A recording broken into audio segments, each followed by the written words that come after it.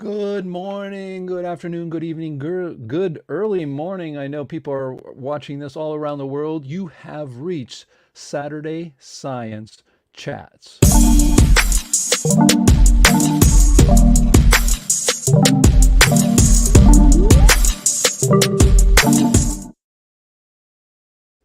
Yes, I didn't even put my earphones in. I'm like totally unprepared today. But anyways, I want to welcome everybody. I did find out that I was sending out emails to almost 1,000 people worldwide without ever putting down what time we started. That was kind of tragic. So those who do receive me emails, and you can receive emails by subscribing to our website. You can go to naturalphilosophy.org, put your email in there, and you can subscribe, of course. But today we're going to be talking about a great subject. And oh, you see my T-shirt? This is from one of our conferences when we used to get together. I thought was interesting thing about this is the T-shirt here has the Greek letter phi. Yes, that is the pronunciation for this letter. It happens to be the first letter in Greek for philosophy. It also happens to be the first letter for natural. So natural philosophy both start with this. Then I made it into a sort of like a tree, like an apple, Newton. Pretty cool. Anyways, that is our logo for the CNPS. But of course, I do want to thank everybody who is tuning in from both the John Chappell Natural Philosophy Society and, of course, our Dissident Science YouTube channel. So I want to thank everybody for their attendance. We've got a great talk today, and that is from a critical perspectives, the majority is always wrong. And boy, do I have something. I know I'm going to ruffle a lot of feathers, especially the people in our group, but also a lot of compliments for anybody. So it's both sides. Um, I would say more on the positive side and things for what we can do to make ourselves a better organization and do better at what we're trying to do outside the mainstream. So, you know, are we hurting our own selves by not doing certain things? And I'm going to talk about that. It's going to be really fun. Of course, I want to congratulate you for tuning in. You are a different and rarer type of person.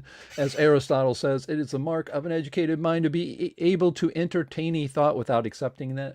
Well, what does that actually mean? Well, that means that you can look at somebody's new idea and suspend your criticism and let the person talk.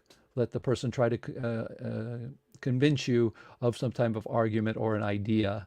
And we are so much better off when we do that. A lot of us just close things off right away and say, oh, I don't even want to listen to that. So we want to make sure we're careful in not doing that. Um, let's keep going here. Oh, wait, no, of course. I want to thank everybody for subscribing to our channels. We've got over 4,000 now at Dissident Science, and we are approaching 1,000 on the CNPS. But please like and subscribe. If you're watching this, or even if you're briefly stepping in and you think this is a great endeavor to support people working outside of mainstream science who are doing real science, then please hit the like button, hit the subscribe button, and that will be really, really important to us because those algorithms go up. We get lots and lots more views.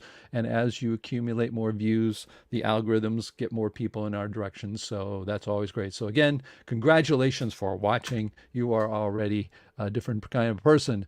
Of course, our mission here is to be an organization that promotes above all, critical thinking without malice. That is, we let people who are doing good scientific work to present here, even if it's against mainstream ideas, which a lot of us, of course, know mainstream's got a lot of problems. To be an organization that supports, publishes, and promotes serious scientific work outside mainstream science, to provide a forum for modern topics in physics, cosmology, philosophy, and mathematics, to provide a forum for presenting serious papers and theories without fear of censorship, to be run and controlled in its entirety by the paid membership, including the election of its directors and members.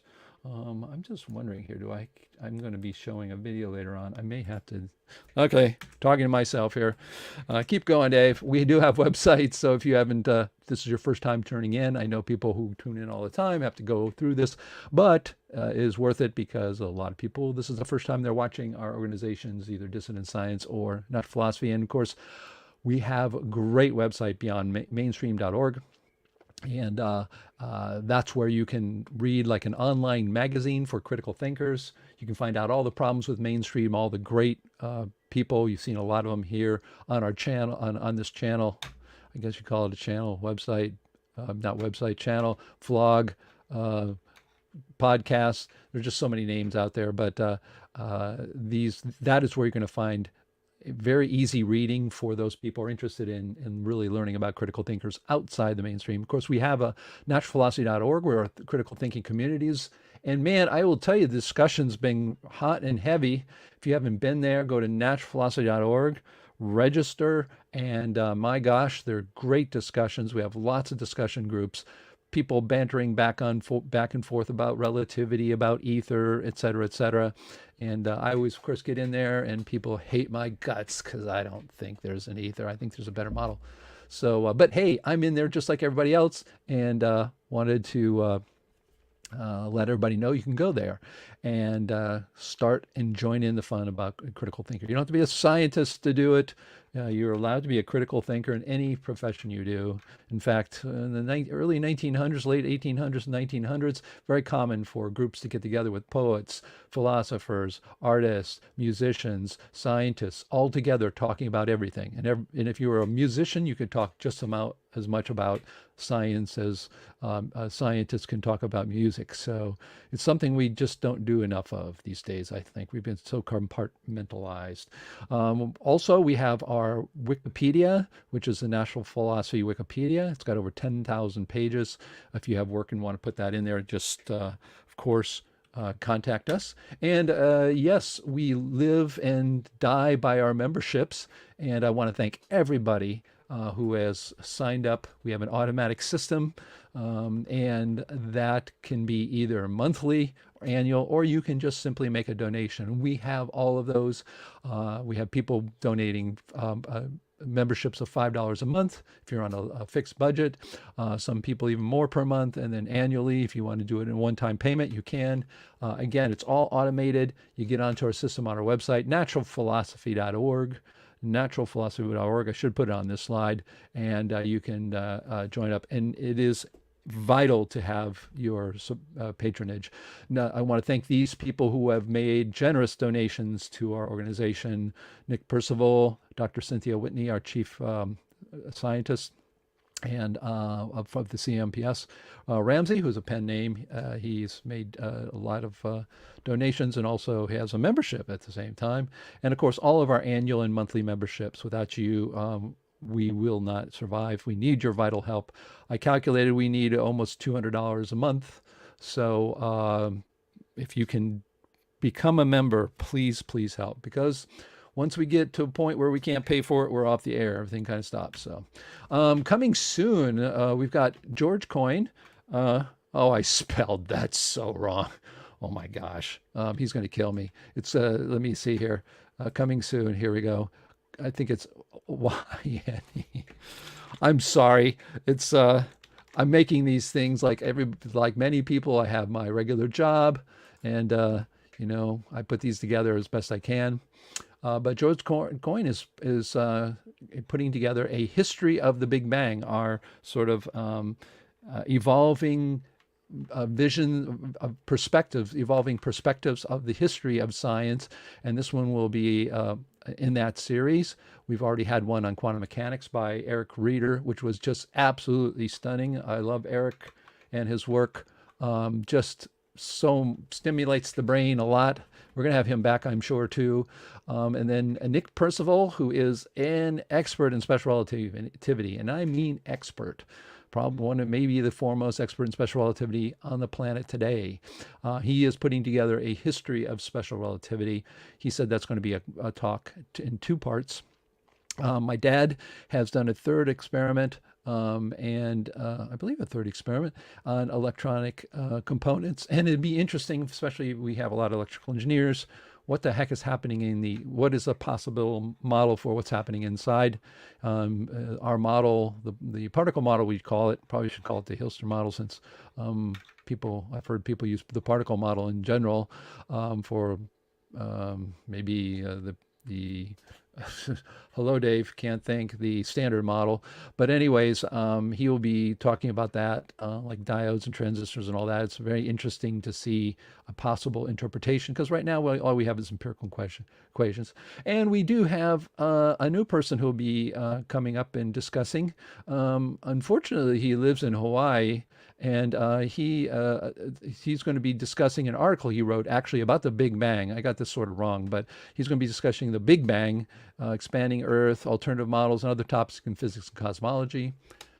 He happens to be a fairly famous person, so would be really great. He's willing to come on the show. We are going to push that show 3 hours ahead. So instead of starting 10 a.m. Eastern Standard Time or 3 or 4 p.m. in Europe, it's going to be starting at 6 or 7 in Europe and 1 p.m. That will be on March 5th. Getting a person like him on board is absolutely great. He's watching the video. He says he likes our videos. Of course, you'd have to watch them because what time is it right now in Hawaii? 5 a.m., folks. So that'll be great. So I'm going to be talking, of course, about the majority is always wrong. I saw a video on this and I thought it was very, very interesting. And it got me thinking. And I think you're going to you got to stay tuned for this talk. I mean, I put together some really interesting thoughts I have never put together. And I think it's going to blow your mind in the sense of looking at what we have and what we can do, what we're not doing. I pretty much have tried to look at this almost as, you know, NASA or SpaceX. What are we doing and what are we trying to do? And very interesting what I came up with. So this is going to be a talk, and then of course it's going to be open discussion. But again, the majority is always wrong. And more than that, the people outside, are we doing the right thing? Are we our own worst enemies? What's really happening? And what can we do to really make something, something different, make a change in science, something we all want to do because the universities won't do it. So, and I thought, I never talk about myself, so this is sort of my bio, just for those who don't know me. So I'm going to read it as if it was somebody else. So here we go. David D. Hilster's computer scientist, artist, musician, filmmaker, and YouTube vlogger who became interested in physics and cosmology, having met physicist Dr. Riccardo Carosani in the early 1990s. David has his bachelor degree in mathematics and architecture and his master's in linguistics, and works in the area of artificial intelligence, specifically in the area of human language, and is co-author of the computer language NLP++. Dave was also represented by the Los Angeles County Museum of Art as an up-and-coming artist in the 1990s. In 1996, David met John Chappell, founder of the Natural Philosophy Alliance, and from 2005 to 2013 made the documentary Einstein Wrong, the Miracle Year. After working with his father in the film, David and his father co-authored the book Principia Mathematica 2, a complete toolkit for the physical universe. Currently, David works in the supercomputing department of LexisNexis, specializing in creating digital human readers, and is president of the CMPS. What a bunch of malarkey, huh? No, it's like, well, I figured I'd put that down there. I just got to treat everybody sort of equally. So there you go. The agenda for today, we're going to watch a video by Paul Rolkins, which really got me thinking about all this and actually took me in a kind of different direction. Thinking outside the box, we're going to be talking about that as he does. And then what should we do? And that's what you've got to stay. Of course, if you're reading, you really want to get the whole picture here, because what I say to do is doesn't make a whole lot of sense unless you stay for the whole talk, and then hopefully stimulating discussion after for everyone to yell at me and say, oh my gosh, what are you doing? So here we go. We're going to take a look at this video. I'm going to take this down here. Whoops. Let's see. Sorry about this. Where's my, oh, here it is. My other talk here. Here we go. Oops, nope. Here we go. There we go. Sorry, guys. We're going to take this. In fact, I'm going to have to probably bring this down. I'm going to remove this, stop the screen share. I'm going to screen share again because I believe I have to put in the audio. Yes, I do. Before everybody starts screaming, I didn't have that. There we go. I think we're good. And I know I have people in the green room. I've got James and Ian and Eric. Please give me a thumbs up if you do hear this. Okay. All righty.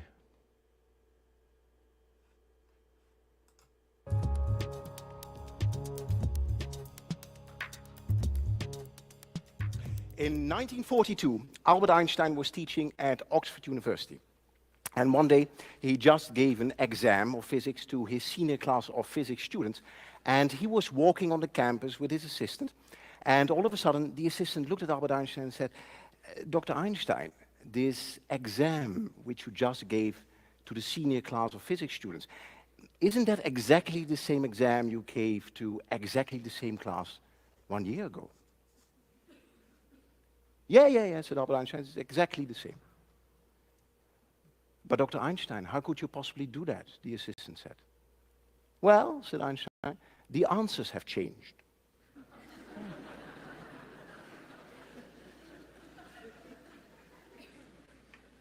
The answers have changed.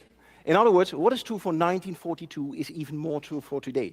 We live in a world where the questions might be the same, but the answers have changed. In other words, what has got you here will no longer get you there.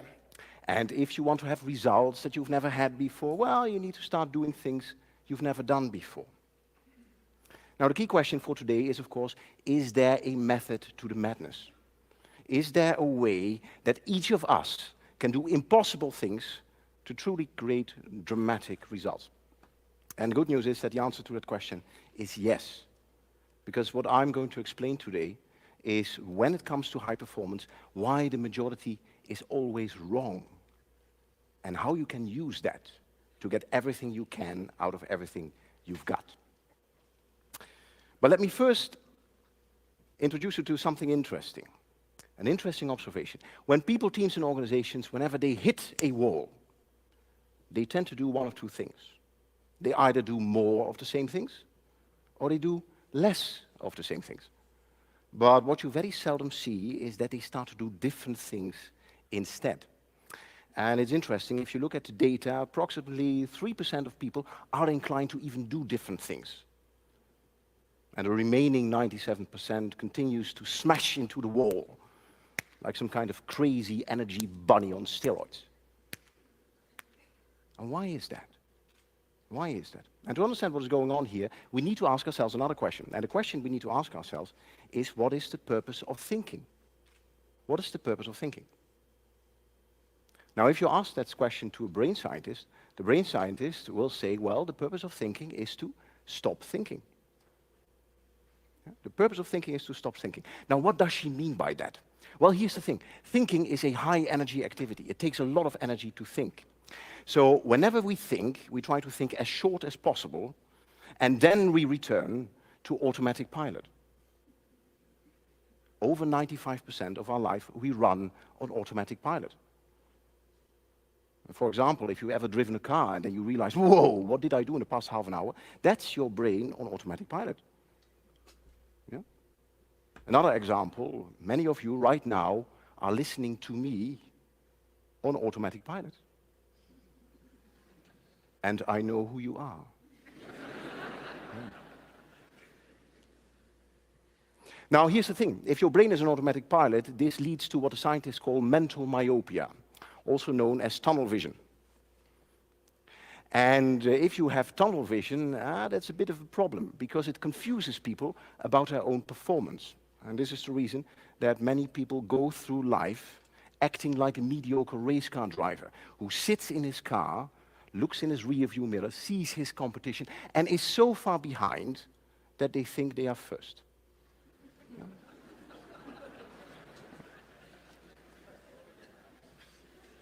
Yeah. In other words, ladies and gentlemen, we tend to think inside the box, and the box is a very good metaphor here. So let me draw a box. And if you take a close look at the box, you see that the boundaries of this box are very well defined. So we think inside defined boundaries. I'll give you an example. One boundary is a legal boundary, and we think within the legal framework. I'll give you an example. Very few of you would think of stealing the wallet of the person next to you in order to fund your next cool startup. Yeah? At least that's what I hope. Yeah? So we think in legal boundaries, but there are other boundaries as well. We think in technological boundaries, we think in physical boundaries, but we also think in moral boundaries. And this is why we think inside the box. At least, that's what we think. Because the reality is that the box in which we think looks more like this.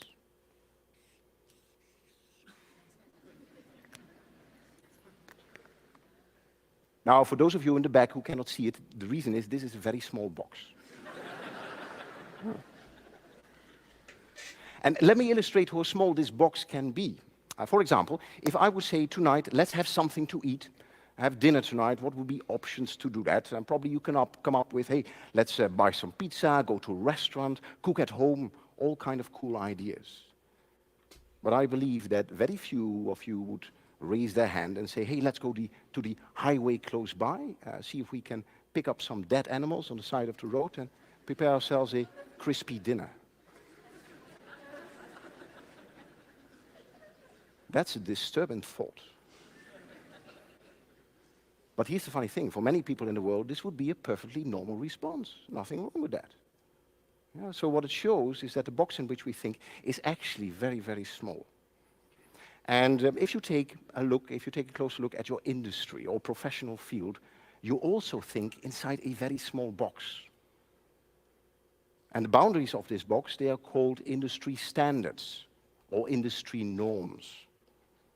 For example, if you are in the restaurant business, then the industry standard is that people come to your establishment, they eat, and then they pay. That's the standard. That's how everyone is doing it. Another example, if you are in the banking business, this norm is that people give you money, you say thank you very much, and you give the money to someone else. I mean, that's banking. So those are standards, those are norms in the industry or professional field. But this is what you need to know. The word norm is an abbreviation for normal. In other words, if you do what everyone else is doing, you get the results that everyone else is getting, and those are normal results. And the thing is, what we are after today are extraordinary results. Yeah? So the key question is, of course, how can you kick yourself out the box? Out this very small box of your industry and professional field and move to the happy place where cool innovation happens. Yeah, how can you do that?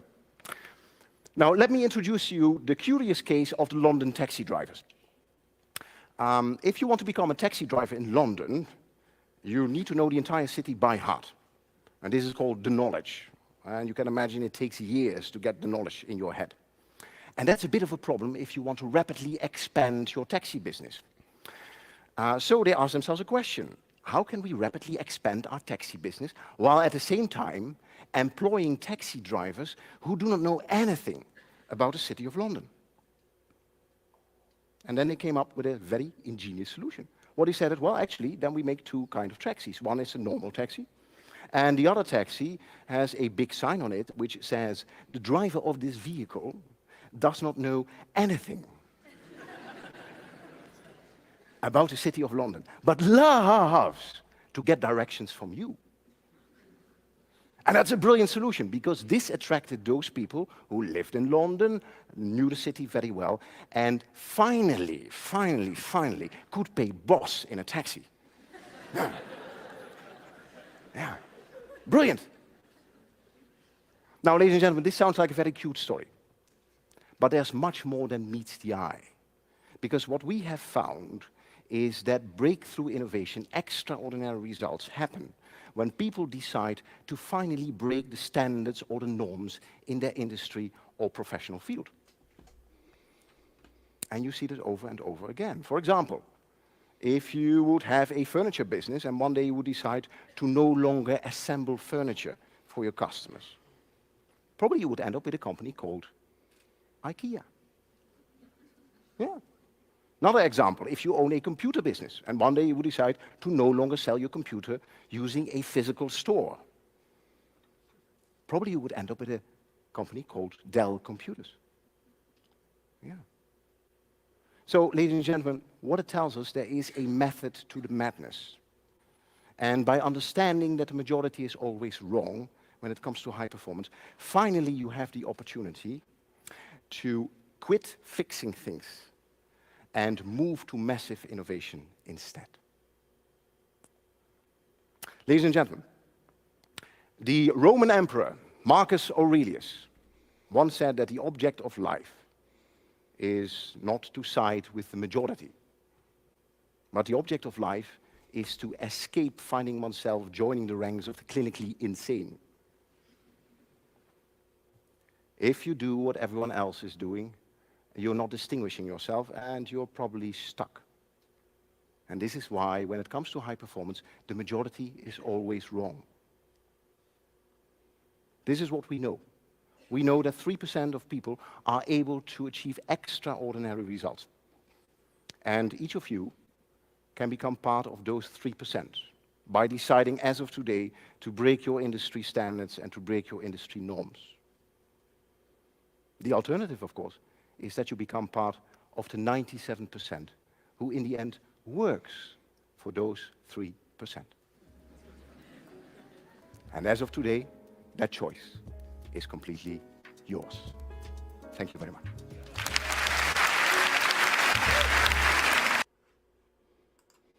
Okay, I thought that was very, very good. In fact, it stimulated this entire talk that I'm going to be showing you now. Let me just get everything going here and get us back to the slides. But it certainly, I won't have to, I'm not going to talk about because I'm going to talk in slides every time I start talking about it before I have my slides here. So let's go ahead and take a look at how this sort of affects us. So here we go. Thinking outside the box. Remember those boxes that they had.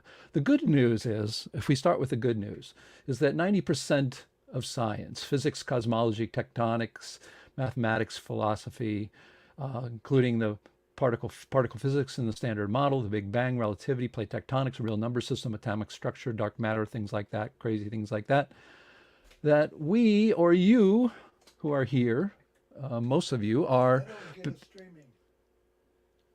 Everybody's seeing this.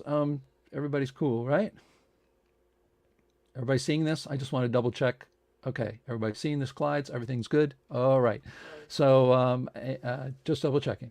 Okay, and so we have the particle physics. Again, we have all of these things, and you are part of the 3%. So that's the good side of it. That's the good side, that if you are here, you can, see, stream suspended for policy violations. Oh, do people, oh, some people, because oh. So some people are saying that I'm getting, because I streamed that, because of the oh, no wonder I've got lots of people falling. Boy, did I just learn something bad here, huh? My dad came in and said something about that. All righty. Well,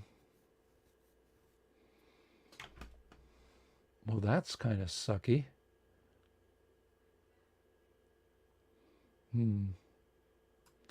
So I found out you can't restream those things.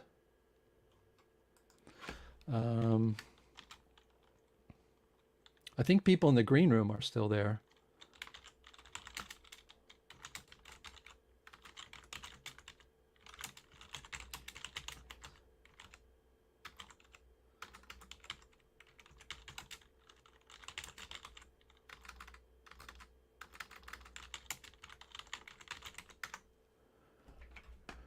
Hey, Dad.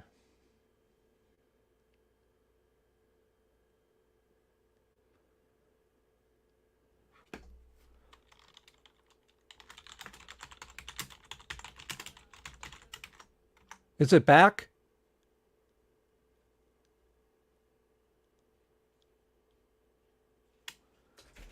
I got back in, but I had to X out of where I was.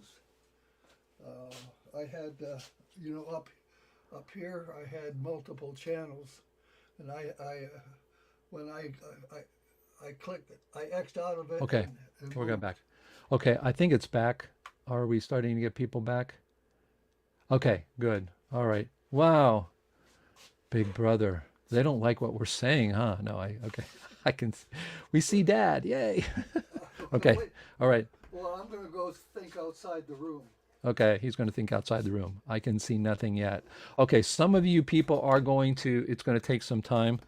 Okay, uh, it is event, I think if you can come back. Okay, got it. All right. Sorry about that, folks. Boy, we lost a bunch of people too. Oh, that's going to be really great. Oh, this is such a good talk too. Oh my goodness. All right, we're back. Boy, circle the horizontal line stream unavailable. Yeah, it will eventually come back. Sorry about that, folks. What we had there is I didn't realize that streaming a video for us to watch, they would give us some copyright violations in some parts of the world. So I believe we are hopefully coming back. So I see some people are still not there. Stream suspended for policy violations. I think if you try to come back in, try to come back into the streaming, if you try that. So I guess we're getting some people back. I'm seeing that we are getting our audience back up. It's taking some time. So I guess I'm going to keep going, and I will not stop now. If you come in late, you can watch the recording, of course. And I do apologize, everybody. You know, what do I know? I didn't know you could watch a video on YouTube, which is public for everybody. Like I'm going to make money off of this, so who knows? Here we go. Let's go back and continue here. So let's go back to what I was saying. Again, we watched a video that stopped our streaming. I apologize for that. And now we are talking about thinking outside the box. So basically what he's saying is 97% of the people will do what everybody else is doing. And of course, if you are one of the 3%, you know that for a couple of reasons. One is the things that everybody accepts, for some reason you are not accepting those things, that you looked at something in physics or cosmology or tectonics or mathematics, philosophy, whatever it is, and you've decided that you just don't agree with that, and you have just become part of the 3%. The other way you're sort of you're aware of that is being part of the 3% is you can be ostracized, that people will think you're crazy. You're like, yeah, the Big Bang, that's ridiculous. It's just a ridiculous notion. And it turns out that, of course, it isn't a ridiculous notion, that the Big Bang has a lot of problems, but you sort of get persecuted by that. So here we go. Let's keep going, folks. And outside the box, we have our critical thinkers. And this is our community. Here are things that I believe people talk a lot about. Ether, it's a huge thing that people talk. It's not part of mainstream. Charge is part of mainstream, but it's still part of this group quite a lot. Gravity, electric field, magnetic field expansion tectonics, real number system replacements, atomic structure, electric universe. These are some of the areas that people in critical thinking are thinking. But who is outside of that? That's an interesting question, because I was making these boxes and it was like, what, of course, are the things that in our world, in the CMPS world, in our dissident science world, in our critical thinking world, who are the people even outside of that? And that's what I'm going to try to take a look to today. Let's take a look at Newton, light. So if we took a look at light, ether has been around for almost 400 years, probably even longer. I know it's probably disputable. And here are some of the people that have more modern ideas. But ether, Newton had thought of had looked and toyed with an ether. Glenn Borker is an etherist. Jeff Yee is an etherist. The news etherist. Now these are only a small amount of people. There's a ton of etherists. Electric universe people are etherists. A vast majority of CMPS etherists, and I put Bob in 2015, not an atheist. That's Bob D. Hilster. And now, one of the things he said, and this thing's going to make people mad when I say this, but it is true. Ether's been around for hundreds of years. And what has happened was when the photoelectric effect came along, and Einstein said, hey, there's a photon, that it's a particle, light's a particle. and before that it was like a wave. Then you got into the problem, well, Einstein sort of got rid of ether. Michelson Morley showed they were trying to find ether. They couldn't find it. The mainstream basically killed off ether, both Einstein, Michelson Morley. And yeah, the thing is that we still want a mechanical or a physical explanation for light. And so we go back and we say, no, it's not, we just didn't do it right. We didn't, when we measured the experiment, we didn't really know what we were looking at. Michelson Morley is wrong in their interpretations. There really is a change. These four people have done ether-like Michelson Morley experiments. They have shown that there is a difference. Well, no, the problem with ether, yes, we know the problems with ether, transverse waves, etc., things like that. Elasticity that has to be absurd. The ability to mechanically have collisions, an immense amount of collisions to go 10 billion light years and reach our eyes. What is elasticity of those kinds of things? What is it? It's really, we just haven't gotten to it. But the truth of the matter is, if I were to look in this and the outside, from inside, I see that ether has been around for 400 years. If somebody had really come up with something that really nailed it, I think, it would really happen. It seems like we're still playing around in the ether world, that no one came along and said, there could be a totally different model. And until 2015, I couldn't have made this box because my father came up with a completely different, very simple alternative to ether. And so here's an example. It's something that when you look at it, it's not easy for us in our group to have somebody say this. And I know people are going to be mad as hell, but it doesn't matter because maybe it's true. Maybe this tweaking, thinking inside the box for 400 years, tweaking when playing with the things and its properties, and it's just didn't get quite right. But if we listen to the guy in the lecture, then maybe we need to start looking outside of that ether box. Is there some completely different idea that can form? Okay, let's look at gravity. Here's a graviton and ether in our groups. Again, this is dissidence. And if you look at gravity, well, we have the graviton, Lesage, de Hilster. Our model has that. So we're not thinking outside the box on that. Ether, people are saying that gravity comes from ether. So my explanation to the people outside of this group, if I'm describing this group, I would say, look, people are desperate and rightly so to give light a physicality. And ether seems to be very attractive because we see light as waves. We don't realize that, we used to see television as analog, but it's digital now. That light can't be digital like my father's model. But so because they say, okay, there's ether, we just didn't know what we're doing, then in their major, and I explain it to people, I say, there's this need for us, and it's rightly so, to come up with a mechanical model for light and a physical model for light. And people want to do that, and they want to tweak it, and they have their own versions. Glenn Borchert's, they're like galaxies, swirling galaxies. They're flat, sort of flying saucer shaped. Ether for Jeff Yee creates the particles, standing wave particles. Yonel Denou is an ether theory, and electric universe. If you look at all those, I believe, if I'm not wrong, that all those people, once they say, I got light, then, hey, that describes everything. Ether then can describe everything, including gravity. And okay, that's where that comes from. It starts with light, but really ends up, hey, can I describe gravity? And there's plenty more. Duncan Shaw has a really interesting one as well. He can be included that. And then if you look outside the box in our group, I think the most interesting one, and the one that people will disagree with absolutely the most, but I have to take my hat off to, is James Carter. Because James Carter says gravity isn't being pushed down.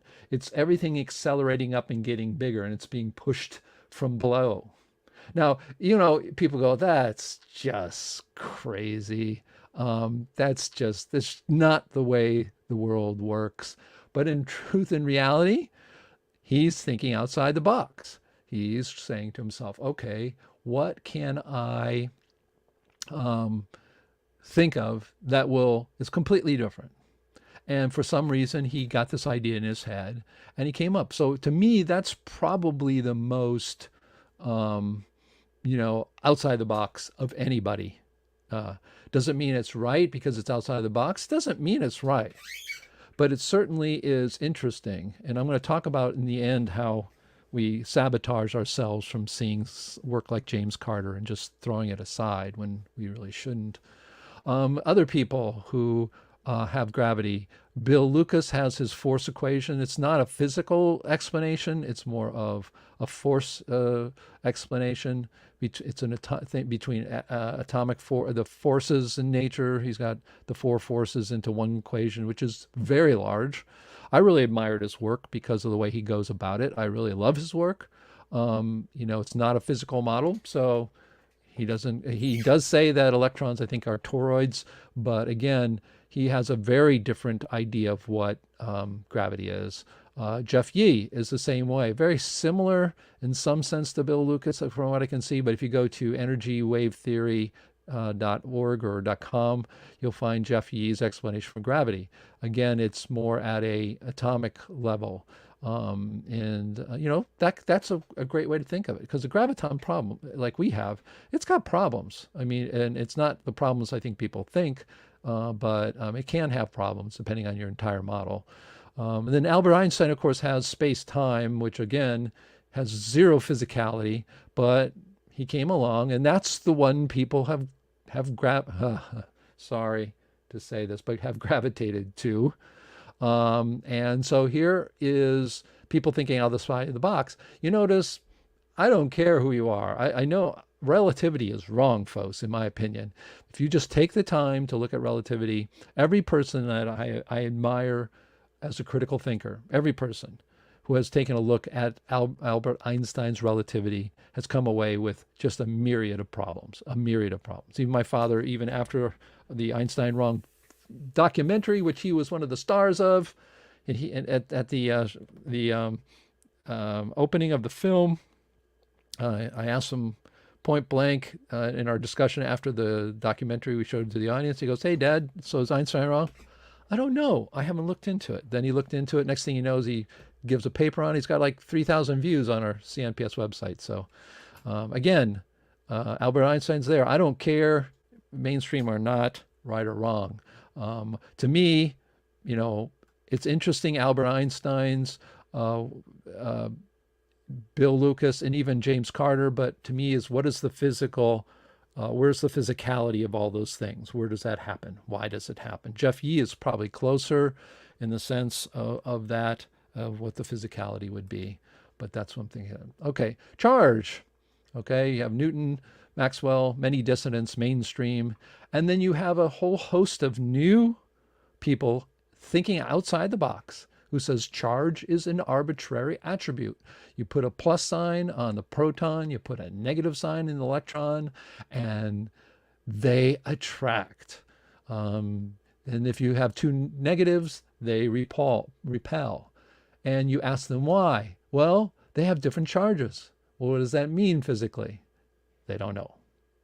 So there are people in our group who are thinking outside the box.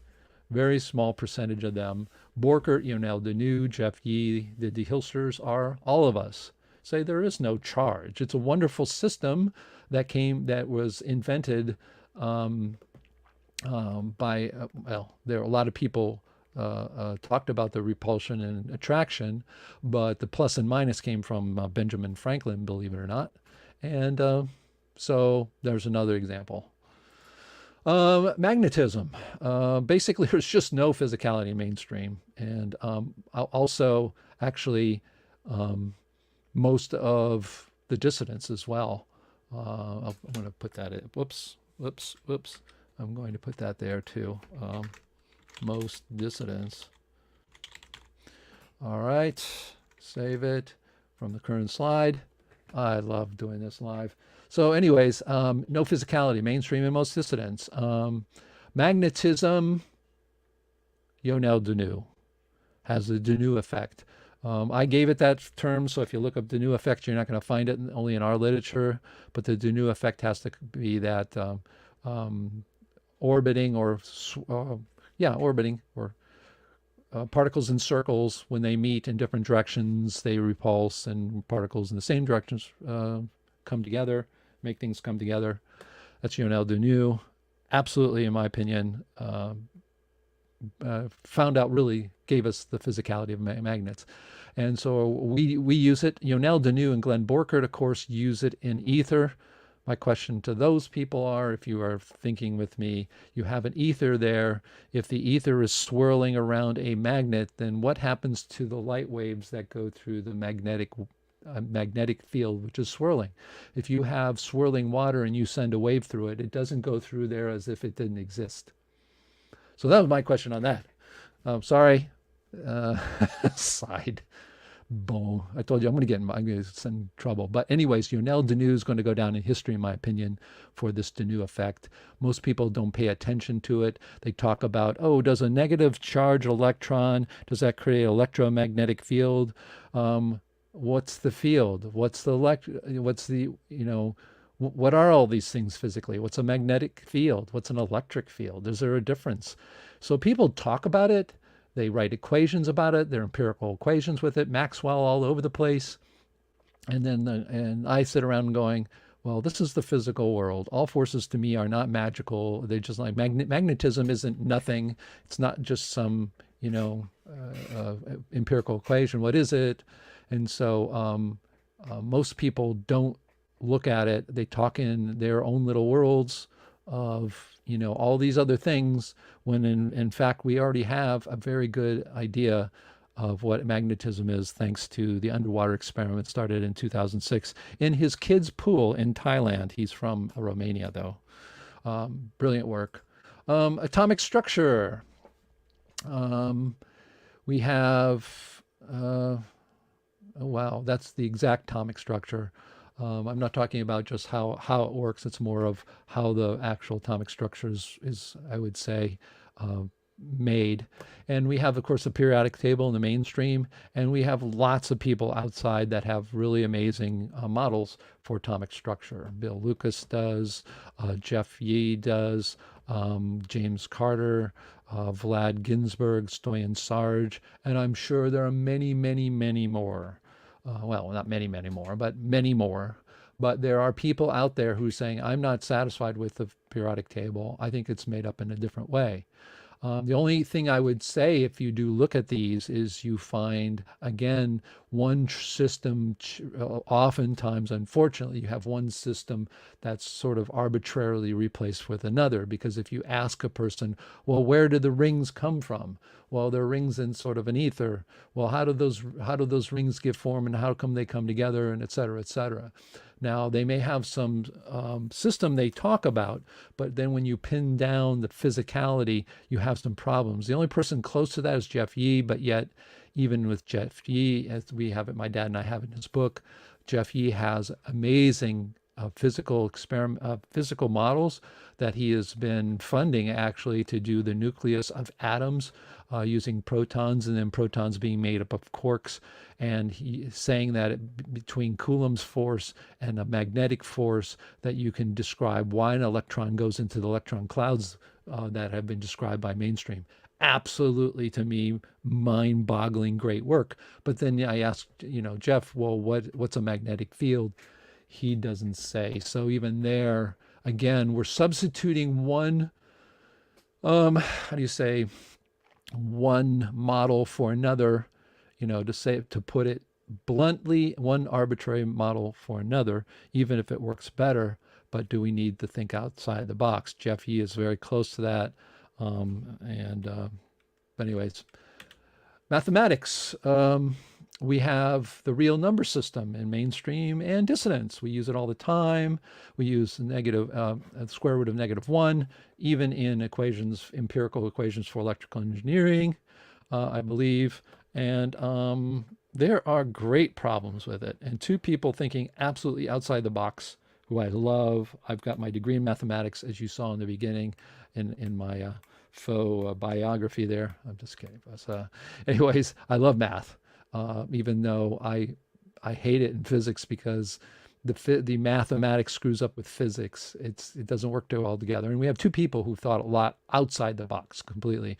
Peter Erickson in the darn it, what's it called? The something system. I'm gonna have to look that up. Maybe somebody can.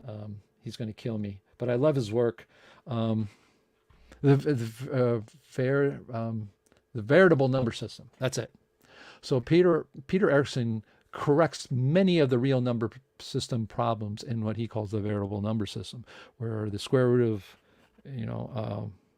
anyways, I think I gave a talk on that. So, or look it up. I'm sorry. Again, I've been putting all these things together. I'm trying to remember all these things. But then there's Jack Kirkendall, which is symmetry math. And he gave, if you haven't look up Jack Kuykendall and take a look at it. We had him present. Absolutely love his work. He's changes everything into a physics system, which are basically sort of like vectors, and so you never have the problem with square root of -1, because in the universe, just think about it, folks. People say, "Oh, this is beyond me. How I can't think of. Give me something easy, Dave." It says basically there are no negative things in the universe. Go find me -$3 somewhere. Can't. The physical universe does not have negative numbers. It has more or less of stuff. It moves around in absolutely useful and interesting ways, but there are no negative numbers in the physical universe. Yeah, and that means when you have a sine wave, which we use for everything in physics, and it goes into the negative number range, it doesn't. It doesn't. If you have a signal coming across the wire and it goes from nothing to something, or it's going back and forth, it's AC, right? The electrons go one way, the electrons go another, using the standard model terminology, and it's not negative. It's not going in a negative direction. It's moving one way and moving another way. There are no negative numbers, so that's really what I'm talking about here. And Peter Erickson, if you have not read him, Infinitesimals, I believe it is, and the square. I got his books. I got all their books back here somewhere. Do I have? Don't. Again, I was supposed to have all these books on my desk to show you, but I've got a regular job like a lot of people, and I don't have as much time. We need a billionaire to fund all this, then we can do things. So what we have, if we look at dissonance, we really have a couple of personality types. We have people working exclusively for themselves. And again, this is no criticism. Okay, this is no criticism. I'm the biggest fan of everyone. I love people's systems. I am a computer scientist. I'm not a detailed write the code stuff. I love coming up with systems. And I love to see new models of the universe. The more different, the more diverse and different, the better. So this is if you're working exclusively to yourself, no problem. That's the way it goes. Well, who are those people? Well, seniors, 70 years and older. We have a lot of people in our group that are older. They're retired. They can do what they want. They are not being censored, or you can't do this. Like our colleague that passed away a while ago, Dr. Edward Dowdy, who was from NASA. You can't go around NASA saying, guess what, folks, general relativity is wrong. And so a lot of these people are retired, so that's when they can do what they want. They don't have to put food on the table. They're not going to lose their job if they say Einstein's wrong or the Big Bang's wrong, or if they have a crazy new idea of the way the universe works, which is great. Many of these people working on exclusively, they're not only seniors, but they have their own theory. And so what they've done is they've come up with their world, the way their universe works, with some start of a model. This is the way it works, and I am going to continue working on that. This is a free universe, folks, free thinking. You do what you want. But these are people who work exclusively for themselves. And a lot of people, it's just limited time. Even with seniors, it's limited time. You want to spend your time with what is going to be interesting to you. And in coming up with new ideas, being part of that 3% is really, really important. It's really, I think, it's very exciting. I know when my dad and I were working on our book and our new model of the universe, which we never ever thought we would ever come up with. It just sort of happened, putting things together.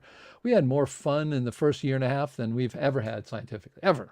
I mean, I look back, we were wrong about a lot of stuff, our own stuff, but was it fun? Yeah. So it's very entertaining. It's very stimulating to our brains. But I'm going to talk about what goes on and why this can be a detriment in some sense. If my dad is watching, Dad, can you get the vacuum cleaner to stop? Anyways, what we are also have is with their own theory, but look at other theories. Now this probably here, I'm going to get the pointer because I know I forgot that.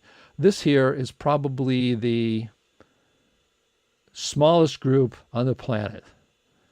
For some reason, people do not, if they have their own theory, don't look at other theories. Really, they don't. They'll look at them sort of cursively, but I've seen it. I mean, I know because when I ask people who have their own theories about somebody else's theories, they don't. I am one of these people. I'm not better or worse.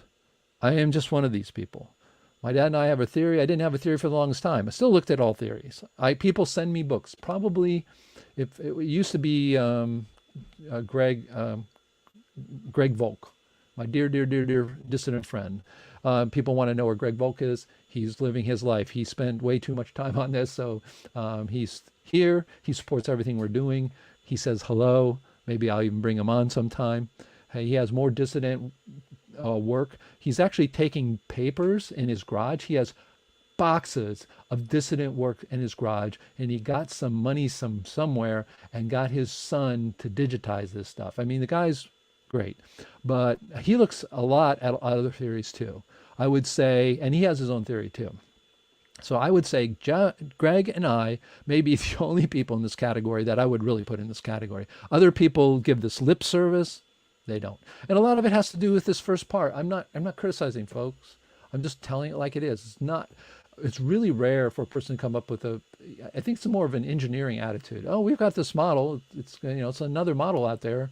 But there, somebody could come up every time someone sends me a book, which I get a lot of books, I get a lot of papers, a lot of people send me through every type of social media email. They say, can you read my stuff? Because they know I'm open to reading stuff, but, I guess that's who I am. Then we do have enthusiasts with no theory or work of their own. And there are not as much in the CMPS, but we do have those kinds of people. But we do have it much more in the social media with the people here, like in YouTube and everywhere else that people watch these days. YouTube, the internet, on our website.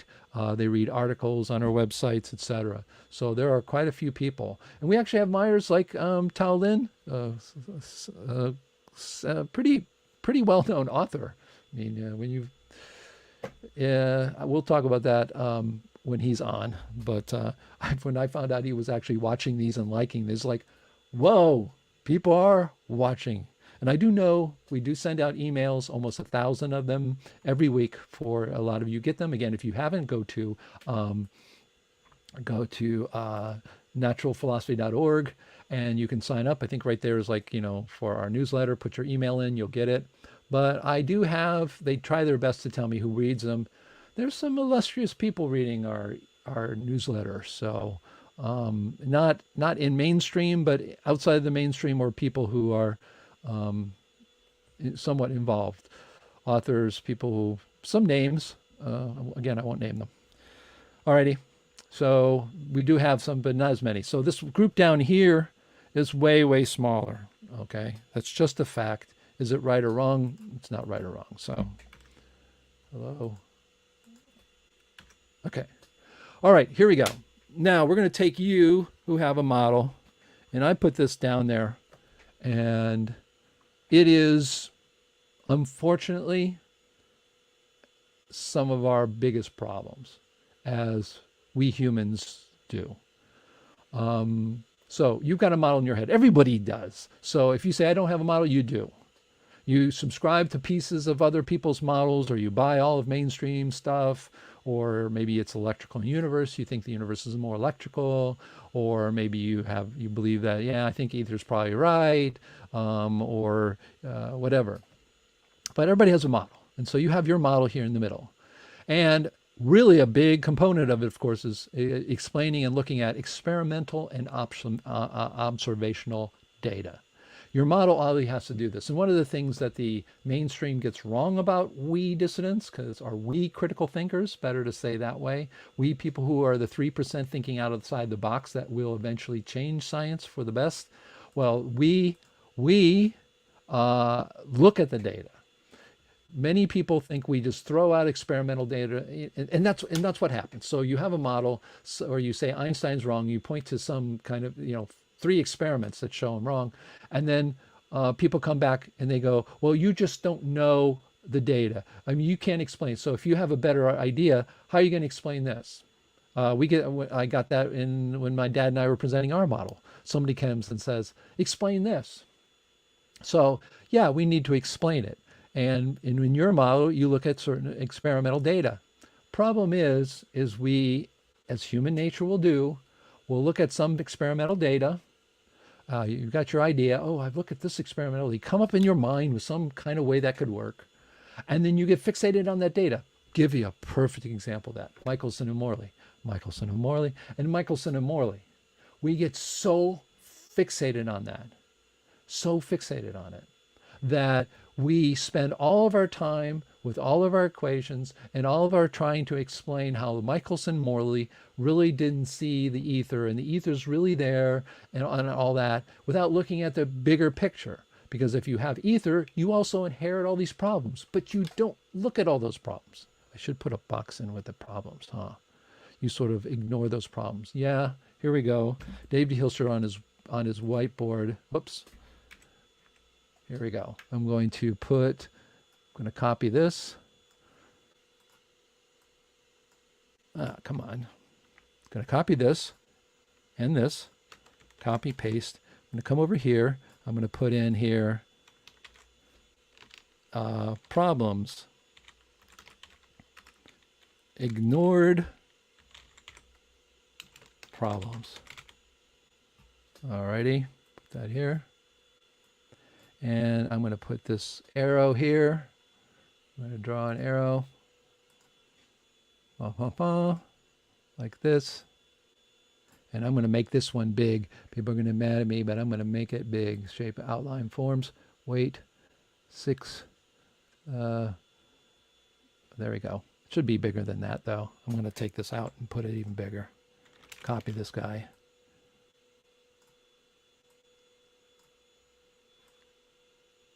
Need to move this over. Look at this. I'm doing like graphics on the fly. There we go. There. Voila. Saved. Slideshow from current fly. Dave D. Hilster's Blackboard. So yeah. The other thing is we get all these ignored problems, which we really ignore. We just ignore them. We say, Michelson-Morley, there is an ether. Then you assume, let me get my pointer back. Then you assume all these problems that you ignore all these problems.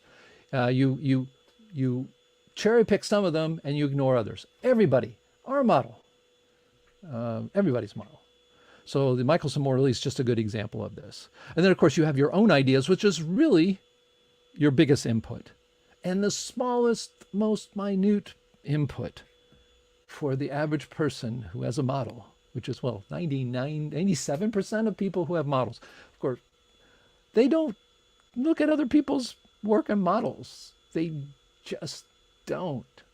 And it is astounding. And that's the biggest thing that I don't understand. Because when I didn't have a model, I would look at all the models and I'd collect those people's work that I thought were great. Borcher's Infinity, Yonel Deneu's Underwater Experiments, Jeff Yee's physical explanation of how why electrons orbit the way they do. Um, uh, Anyways, just hold on. I'll be right back for a second.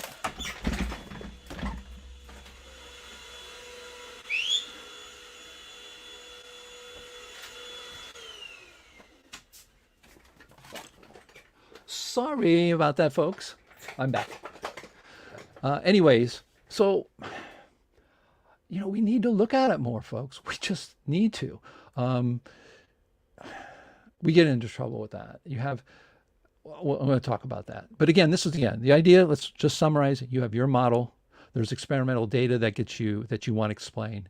You want to give physicality to light. That's probably one of the biggest things we all think about. Maybe gravity. Most people think of light because light's much more interesting. So you do that, and then you say, okay, I've got my own ideas. Well, I've got the ether, so I'm going to make gravity into it. This is a very common thing that happens with people. There's all these ignored problems with, ether that are there, but people don't want to answer. They go, it doesn't matter. We'll answer those later. It's like, no, those objections will keep people from even looking at ether at all. And then you look at other people's work. Did someone solve something? Did someone point out something that I should know? What are other people doing in their model?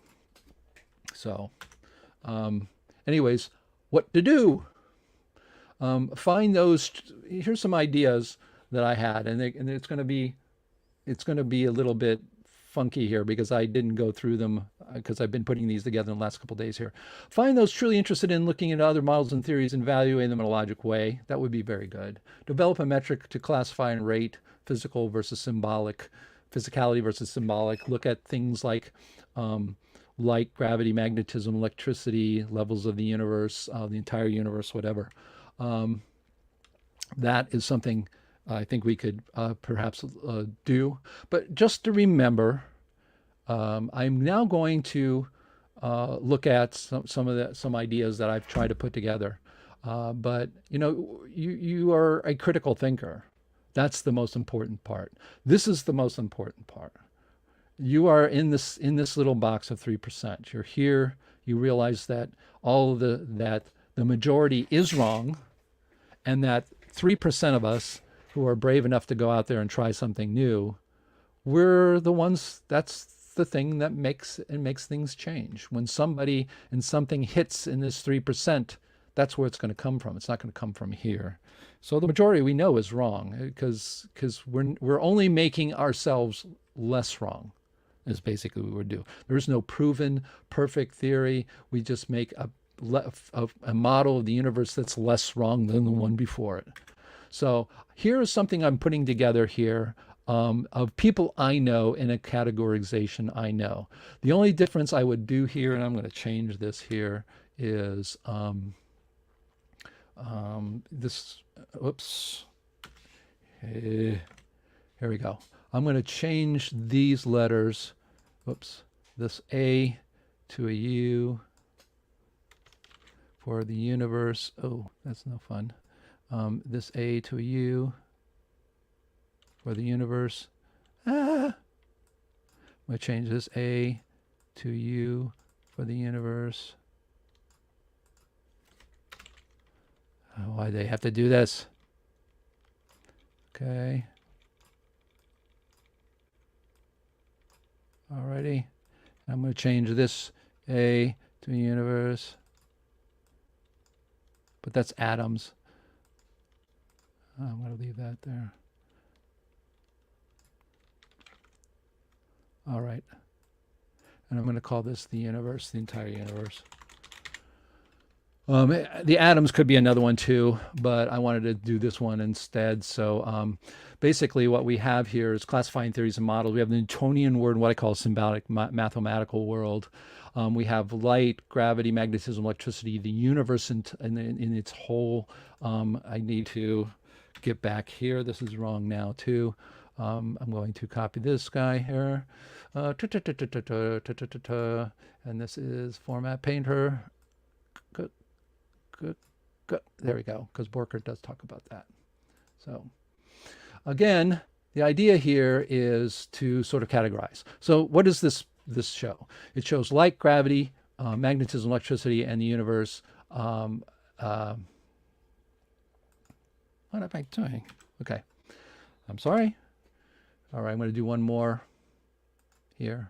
This is actually going to be just a regular one. Copy, home, format painter. Okay, there we go. Now, the idea here is to come up with kind of system that we can look at stuff. So here we have Lionel Denis, light and gravity. He, I'm sure, thinks that gravity is part, I'm pretty sure from him, he thinks that gravity is a part of ether. Magnetism, of course, he is the one, in my opinion, that he cracked the code for magnetism. And electricity, he's actually working on it. If you've watched him and follow his YouTube channel, says there's a new element called electrogen, and that's what keeps ether waves inside of. One of the problems with Borkert and Lionel Denis with ether is they claim that electricity is ether waves just contained in a wire. And of course, how do you contain it in a wire? That's really, really hard. So Lionel Denis trying to come up with an electrogen kind of model. He's got some pretty complicated stuff going on there. He says it's an element of the periodic table. He doesn't talk about the whole levels of the universe. I would say because of that, he's got maybe 80% of the universe described. Jeff Yee, for instance, is in the physical world, but he does have mathematical things, and that's the case of magnetism and stuff. Why doesn't he look at Lionel Denis? I don't know, but he hasn't. But he has light is described, gravity is described, magnetism he doesn't look at. E for electricity, I think maybe he just talks about mainstream stuff with that, so I didn't put that there. And of course, his atomic world, I left the A there because his atomic world is absolutely amazing. I think it's great work. Bill Lucas has really amazing work. He's got the force equations for the whole universe. He would argue that he's described the whole universe, but I put him in the symbolic mathematical, even though he has toroids, I think, for his electrons. I've not heard exactly the explanation for that, so I don't call this really a physical model as much. And this is the physicality of the universe, how much of the universe he's covering. Lionel Denis got 80% of that. Jeff Yee has 80% of it because he doesn't talk about magnetism. Bill Lucas has some things for sort of electrons.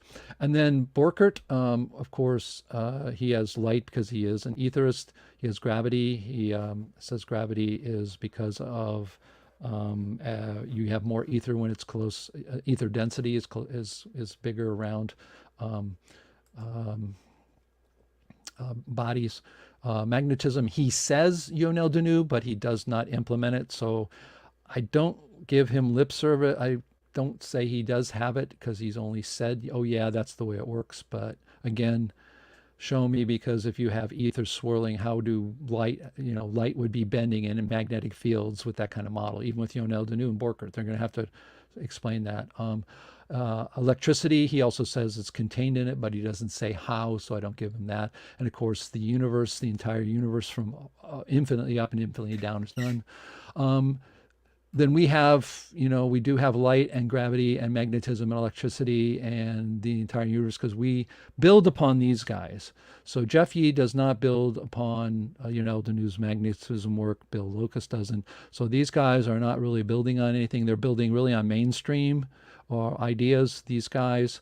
Borkert does say Lionel Denis right about magnetism. I didn't put it there because he really hasn't described it. So Lionel Denis is there. I don't know if he's a Borkert person or not, infinitely up. And then, of course, the reason I put us above all these, it's not because they're better. It's just to say we're building blocks. So Borkert builds on the idea of Lionel Denis, although he has no explanation there. We build on the idea of Borkert and Lionel Denis and Jeff Yee. So we do look at all those guys. And is it better or worse? This is not to say what's better. At the top is not what's better. This is a diagram to show explanation of a physical world. And you notice that a couple other things. Lionel Denis, Borkert, and de Hilster, we all believe it's a Newtonian world. Jeff Yee believes it's a Newtonian world, but he hasn't gotten everything described on that. That's why. And Bill Lucas, I think, would argue that it isn't Newtonian, that the force equations, Newton's part of a bigger thing, which isn't Newtonian. So again, this is just a way to kind of look at things and categorize some of the ones I know. Yes, you all have your diagram and mine would be this and yours would be that. That's cool. But this is sort of give you an idea of how we can sort of look at different kinds of theories in different kinds of ways in this box world that we had in the beginning with our video that famously aborted us. So Jean de Clément, and I don't speak French, so he literally has a list called the Worldwide List of Dissident Scientists, Critics, and Alternative Theories. And this is the latest version, I guess, is June 2006. I believe he went and edited it and made it sort of, I did calculations between 1,000 and 2,000 because the actual document has like 500 pages, but I did some rough calculations. But other lists, I found this from 2017, a person who wrote about his list, and he said around the world, and he finds 8,000 of them, compiled 40 lists of dissident science from around the world, and there's 8,000. I did see that list at one time. I can't find it because all these links in this particular article are sort of broken, so I can't see them. So I went to try to get those and try to take a look at them. You can take a look at them. These, if you just look up Jean de Clément and Worldwide Dissident Scientists, you'll get the PDF file, which you can download of 500 pages, which I did. And I'm gonna take a look at that. I think I'm going to show you guys. And so dissidents, these are only dissidents born after 1905. And of course, anybody who knows physics knows what 1905 is, and that's relativity. So it's a very detailed categorization. Of course, it's a list. It's a list of other lists, a list with, and it has other lists that they had compiled there. In fact, let me get out of this and take a look. Now, I'm not going to do that today because we're already 11:15 and I want to have discussion. So I won't get that. Take a look at it yourself. I saw Roger Anderton. I don't know if you're here today. I saw you in there. And so again, he has maybe I calculated just by statistically, I calculated about 1,200, 1,300 people he has in there, pretty detailed.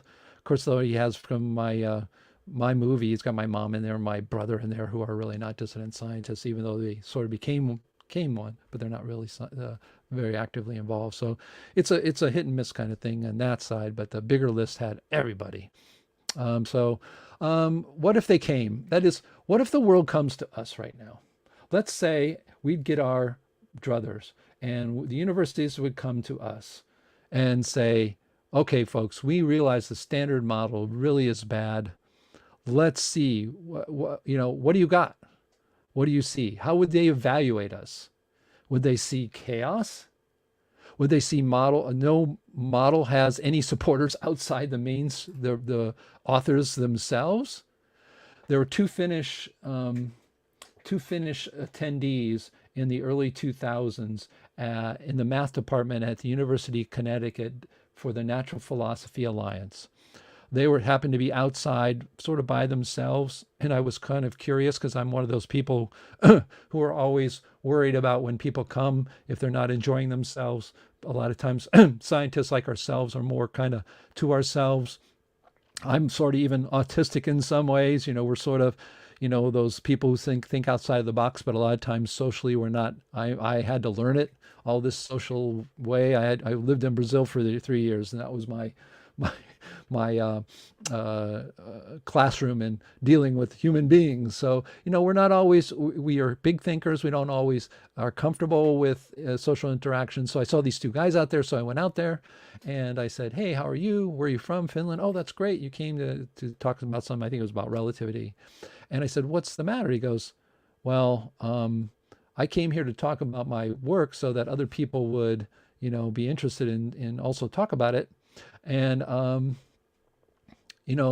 all we have is we're all salesmen and there are no buyers. And that's exactly what this comes down to. That is, when we go to conferences and we have conferences, I talk about my work. I talk about my work. I talk about my work. You talk about your work. He talks about his work. And we stand around and then we say, are you interested in my stuff? Do you want to know more about it? Hey, help me out. I need help. I've got all this work to do. And everyone's saying the same thing. And then there's like, I remember there was, I'm not kidding. This is absolutely true. When we started the CMPS, we had our first, I think our first in-person conference was here at the Florida Atlantic University in 2015.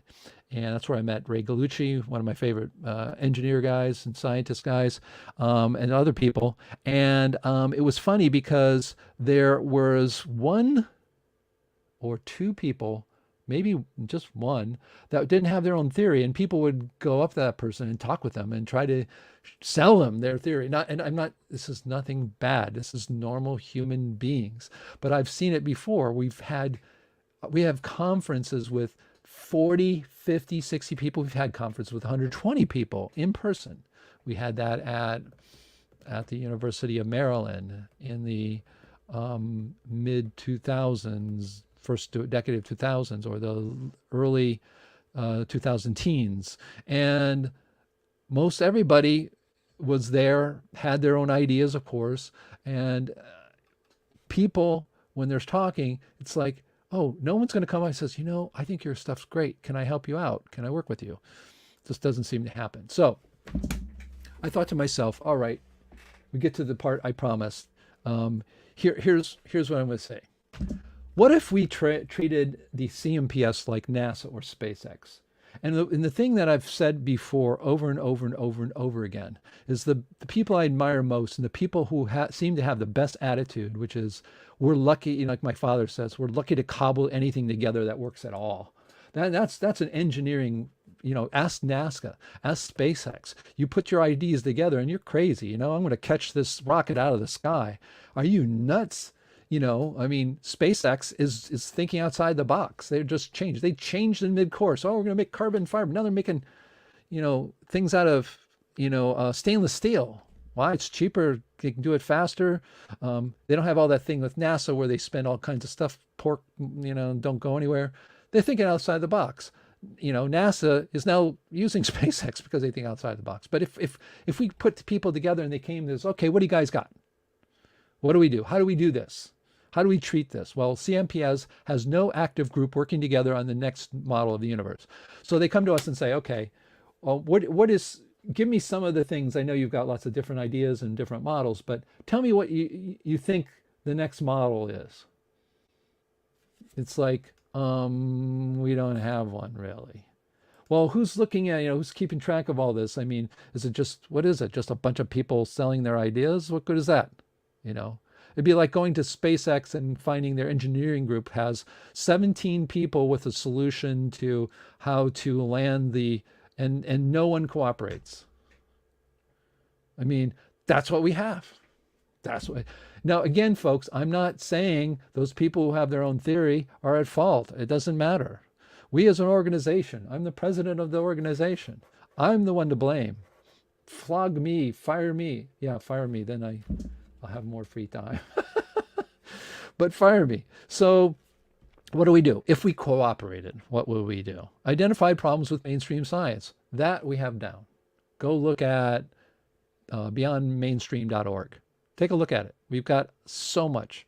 In relativity, we have over 2,000 books and papers that we already have identified problems. We've got the chief scientist who got her degree in special relativity, who applied it to her PhD from MIT. She applied it to a ring gyroscope and it failed. We got example after example.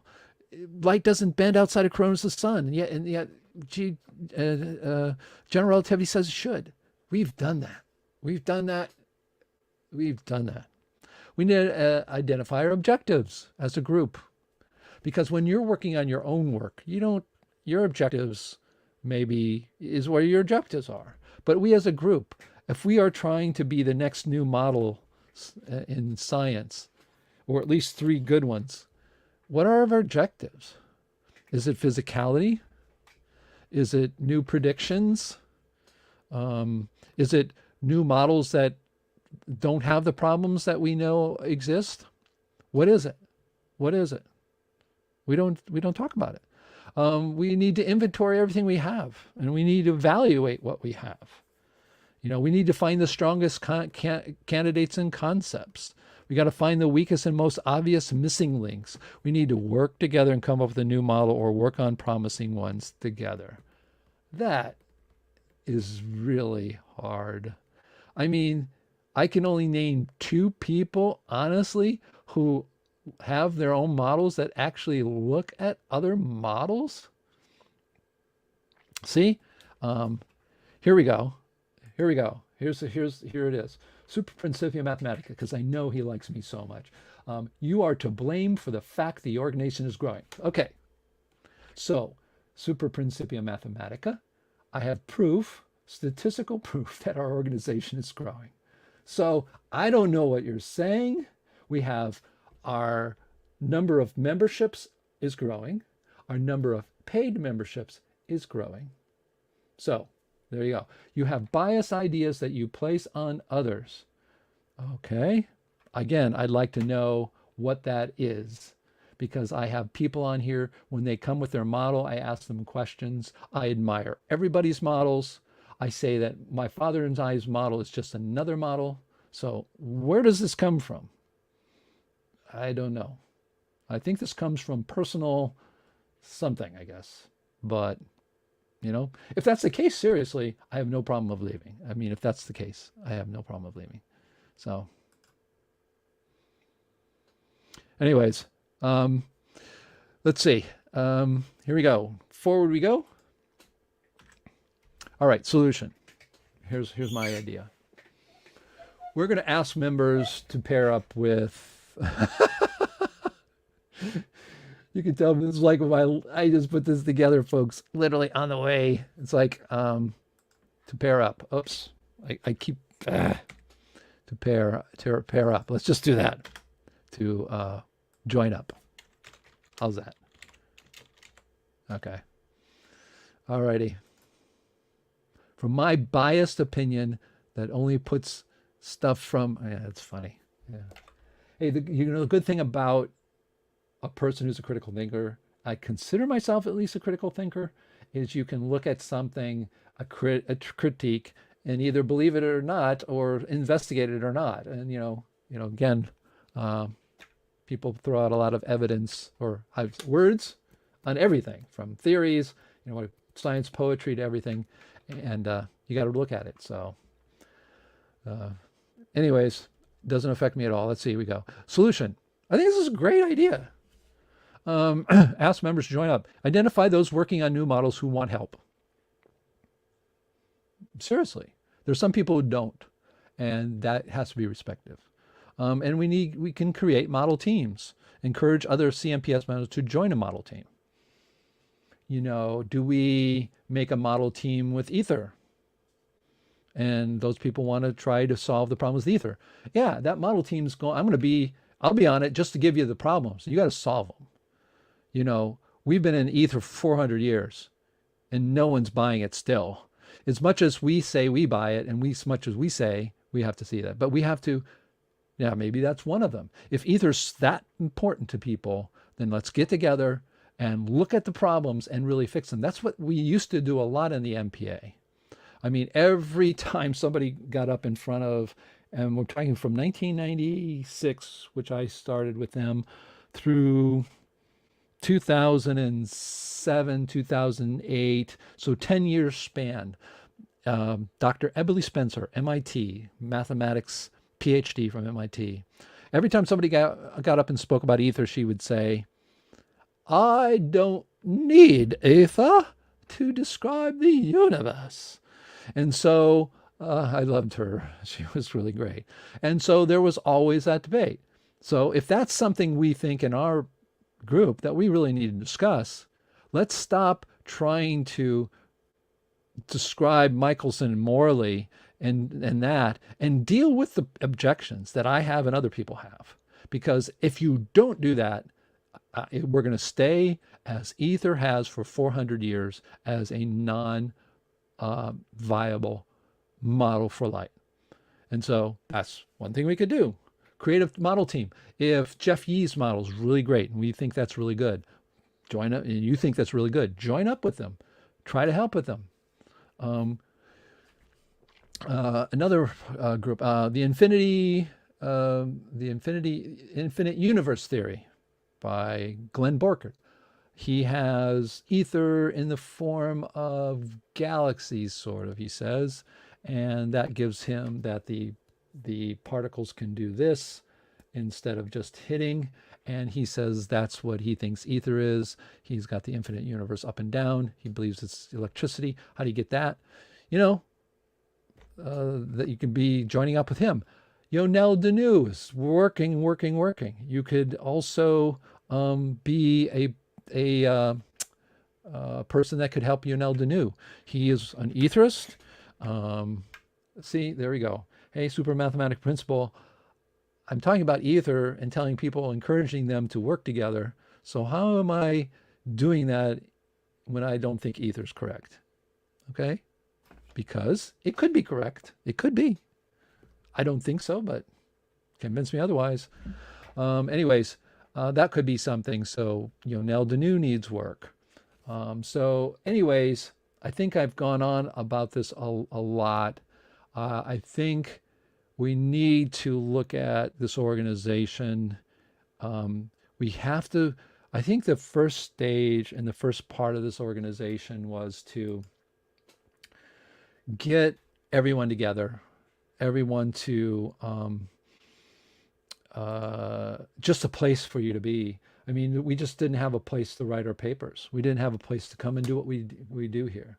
We didn't have a place for Eric Reeder to come and, say, hey, quantum mechanics, it's got all these problems. Light has both wave and particle properties. If you can't do something with that, then you're wrong. We have James Maxwell, who says the Earth's expanding, and we have geological evidence that it's not only expanding, but it is growing in mass. And he came to our group, says, I need help. Did we help him? No, he had to go on his own. We had people talk about it, but we didn't really sit and cooperate there. We have, so all kinds of people, and, thinking outside the box. And really, we have been supporting that. So we've done that.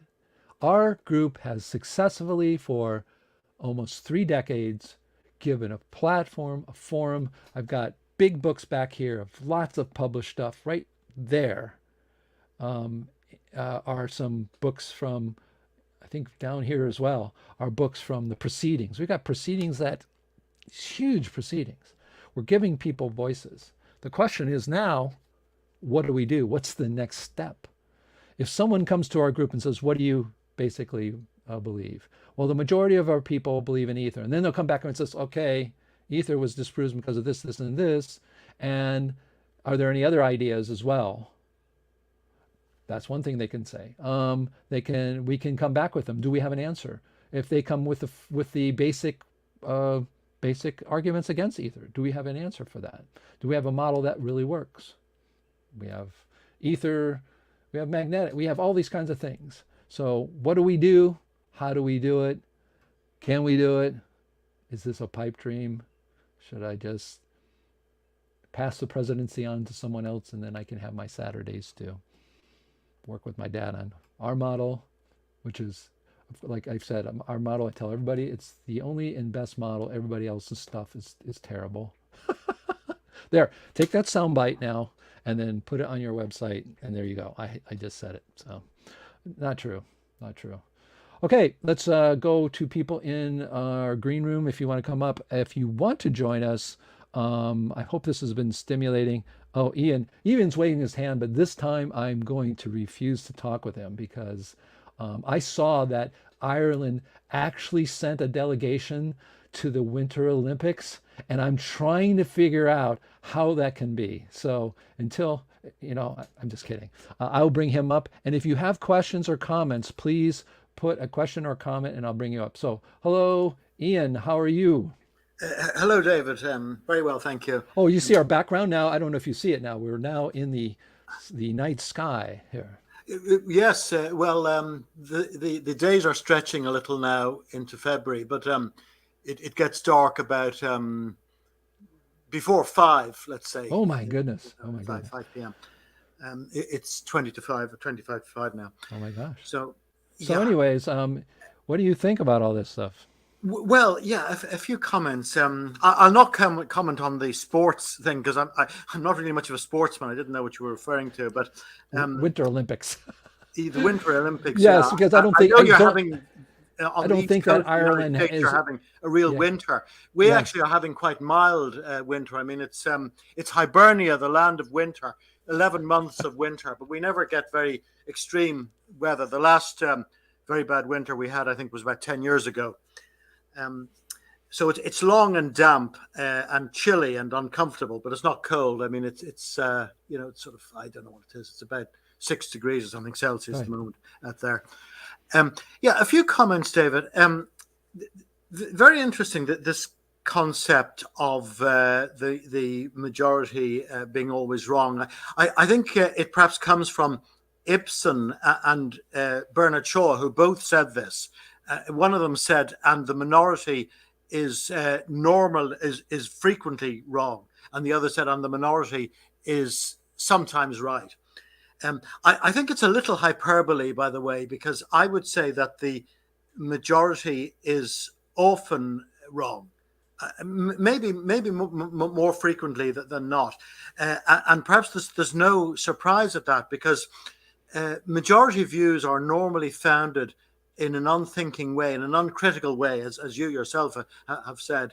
Um, something just becomes the norm, and the mass of people don't analyze it, and they just accept it, and they say, well, that's a consensus.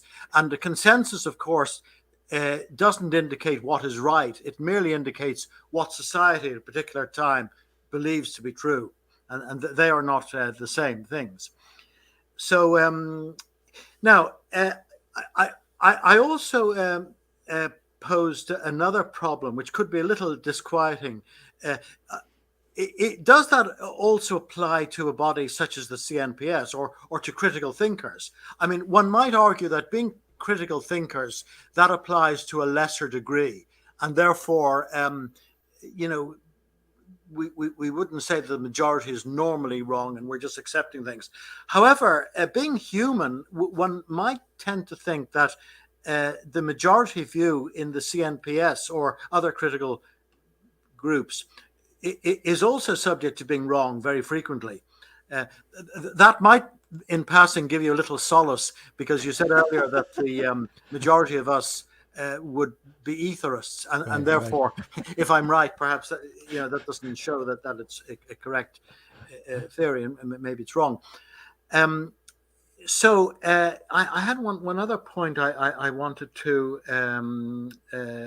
give, just slipped my mind now. It was to do with it'll come back to me in a second. I'm sorry, but Yeah. No. No oh problem. yes, I know what it was now. I've Okay. got Good. it. Good. Good. Because Good. Good. Good. you'd referred to the Michelson Morley, and if you permit me just for a second to come back to that, because it's a little disquieting. Like I and others, we've developed some explanations, if you like, of the results of Michelson Morley type experiments, which would be at variance maybe with the special relativistic explanation.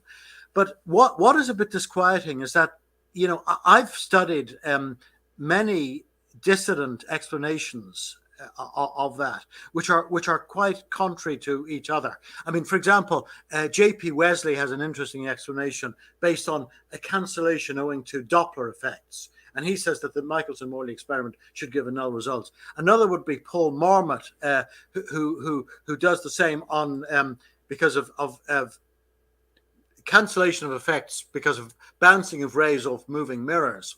Now, I believe both of those to be incorrect explanations, and I've seen many others. But an outsider might infer that we'd already made up our minds that the special relativistic explanation of the so-called null result of the Michelson-Morley experiment was incorrect, and therefore we'd gone out of our ways to find other explanations instead of starting ab initio and saying is our SRT right, is it wrong, so it's just a slightly disquieting concept as to whether, if we are being honest with ourselves, we can put our hands on our hearts and say that we are not also subject to a slight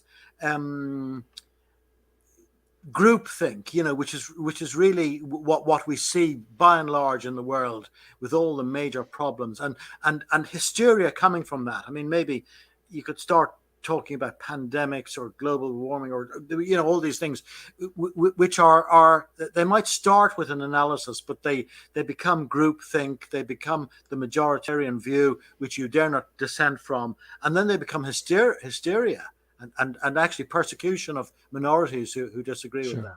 Sure. So those are just some views which I think one might put into the mix. I don't know if they answer the fundamental questions that you were asking about how we go No. forward.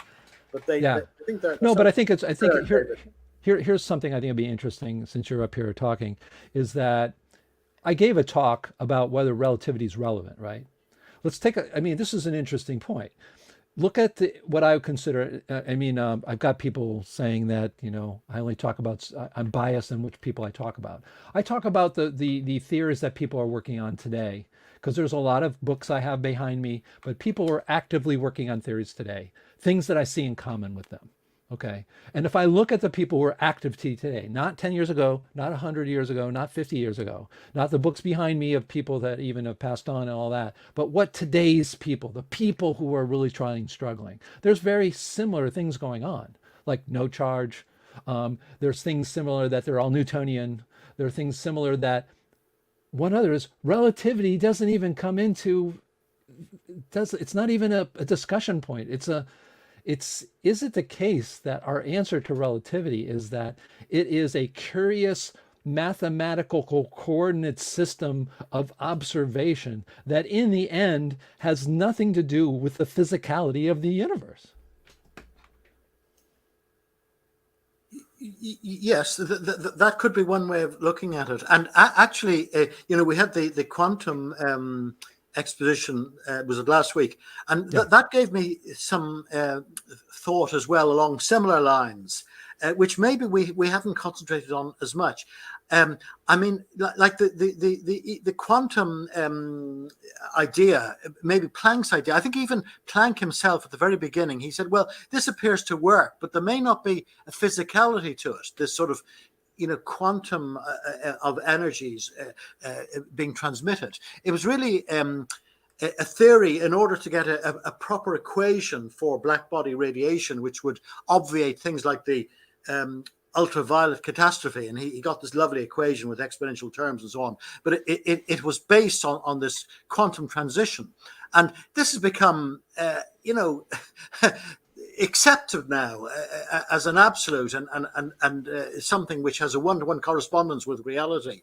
So we're aware of this, and we've been dealing with it very much. And I've dealt with it maybe mostly in my career as a dissident in regard to the relativistic ideas, and that's well taken. But maybe it also applies to the other major physical theory which is accepted by established science today, namely the quantum theory. Yeah, I think one of the things we don't talk about in our group is, are we putting mental mental energy into things that aren't going to in the end be part of our goal? What is that goal? I mean, for instance, if you look at the newer theories, not the Dave D. Hilster's bias, I like these theories. That's when I've got those comments in the comments. But the newer theories, again, active theories out there, people I see working on them now who are putting that out there. There's a lot of things they're just not caring about that we have spent eons of time talking about. Moving charges, do they create fields? I think we need to step back, just like the guy in the video in the beginning. We've got to step back and say, the question isn't necessarily what's the answer. Is that even a question? Right? I think we need to look at those. So, anyways, thank you so much. We did have this Thanks comment very here. much. I Yeah, just want to, very stimulating anyway. yes, I want to put this. I want to read this to you. It says, if I were going to be on a team that was going to fight, Ian, I would choose you. Your accent and demeanor would make me laugh the entire time you were telling me I was wrong and stupid. Yeah, it was something that I've given a little thought to, because I've had one or two comments like that, and it reminds me that I used to do some video calls when I was working, and we had one lady from California, and she said to me that her daughter, her young daughter, said, "That man has a funny accent. He should be on the stage." So I'm just wondering if Well, you know what I'm thinking about now, because I look at my videos, I'm okay. I'm not great. I just do it because I have to. But if I were to pick a spokesman for us to make some really videos about our group and come up with things that would be more mainstream and we get some money and do this, I definitely put you up there. You have what we call an Hollywood it. Well, that it is something that's attractive to a person to watch and listen to. You can't describe it because that's what it is. It's it. It's undescribable. I mean, my daughter has been told that she has it for musical theater. Of course, if you try to describe it, you can't. But yeah, I definitely could see casting you in our videos. So thank you very much, Ian, for coming on and people's comments. It's always great to talk with him. Anybody else in the green room? I see James Keene there, also available. I do read. If you want to come on, folks, we do have 15 minutes left. You can come on. The way you do it is you go to live.naturalphilosophy.org. You can log in, you just put that in your browser, and this is a browser-based system. The browsers, for people who don't know that these days, actually has built-in webcam and video kinds of interaction, the web browsers of today. And because of that, that's the way it works. So you don't need to download anything. You can just go to live.naturalphilosophy.org. You will get into the green room, and I can bring you up, and you can tell me how I am biased and how I am destroying our organization. So I have no problem with that. Anyways, I will look at some of more of the comments we have down here. Let's see, a photon is melted in dimensional effects experiments. Let's see. Here's a person that says, a photon is a multi-dimensional effect. You can't do a three-dimensional experiment to explain a two-dimensional phenomenon. The photon acquires mass and moves through the... Okay. Interesting stuff. I'm not sure how much this is. I think this is just part of the discussions below. What we would say, people have been in this for a while, is that two dimensions is a mathematical thing. It's not a physical thing. We have, that's what I would say to you. Multidimensional. There are many of us say there's, the physical world, if you can show me a fourth dimension, great. Time is not a fourth dimension. It is, we can treat it in a mathematical system, but physically, one person puts it as motion. But in a physical world, time is concept. But I have a person, Bob Gray, who I always know is one of those people who can talk and has interesting things to say. Bob, how are you? Hi, David. Thanks so much for the presentation topic. On my mind is maybe the organization shouldn't be trying to solve problems. I think what you're doing in the organization is fantastic, to get people together, to make people aware of other people's work. Right. And if the organization does nothing else, that's a big service. So I'm not sure about trying to get people together. Let's try to match people up and everybody work on somebody else's. Okay, but I think the organization just trying to have, as you say at the beginning of all these, a place where people can, present their model, to make it available to other people, to expand people's, I didn't know, about this quantum problem from last week, or that, from these other presentations. So in that sense, I think the organization is perfect the way it is. I'm not sure about trying to, come on guys, we got to solve a problem. We got to present ourselves as the problem solvers. Come to us because somebody here has an answer. I'm Right. not sure that. I understand. I understand. So I think that's a just valid just point. a thought. Yeah, a valid point. Here's a couple of things. Number one of the biggest complaints I get, and I've heard for 20 years, is that no one's listening to me. They come on, right? They present, and they go, "Well, what happened? No one's contacted me. It's interesting. I watched Eric Reader's stuff, but who cares? Good luck, Eric. Do your stuff."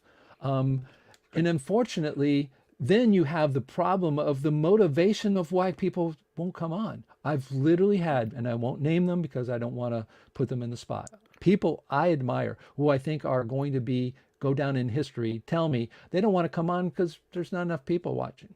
Mm.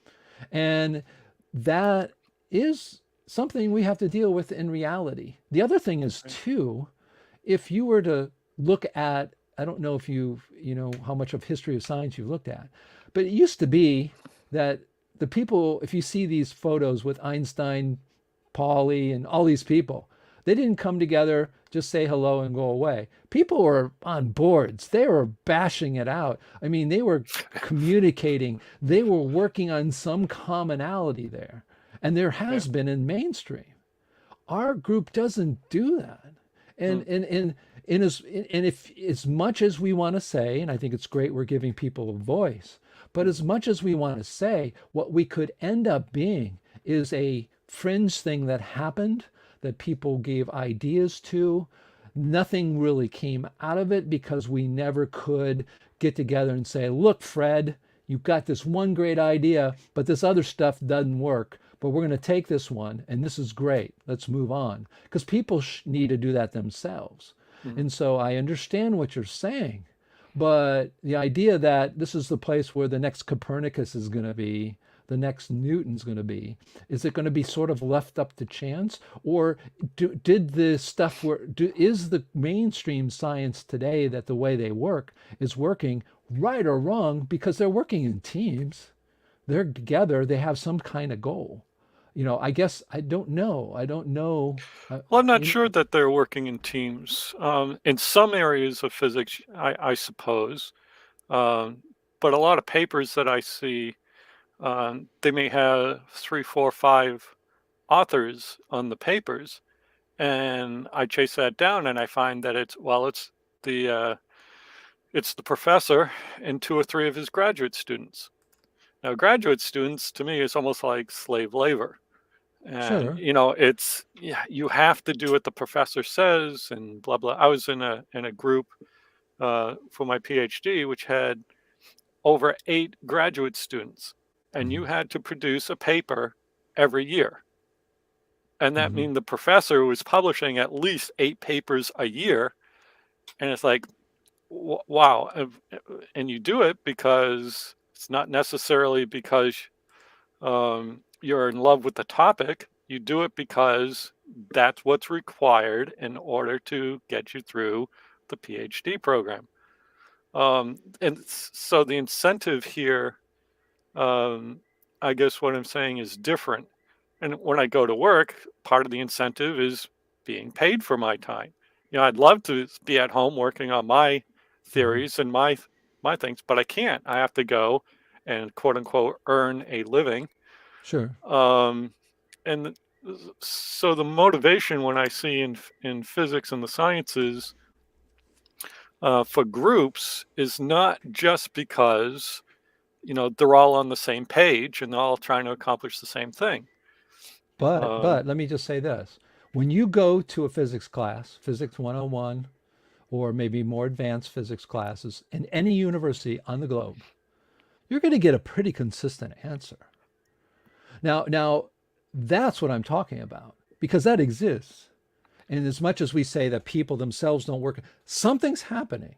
There's something there. Now, if that is the case, we know what the problems are.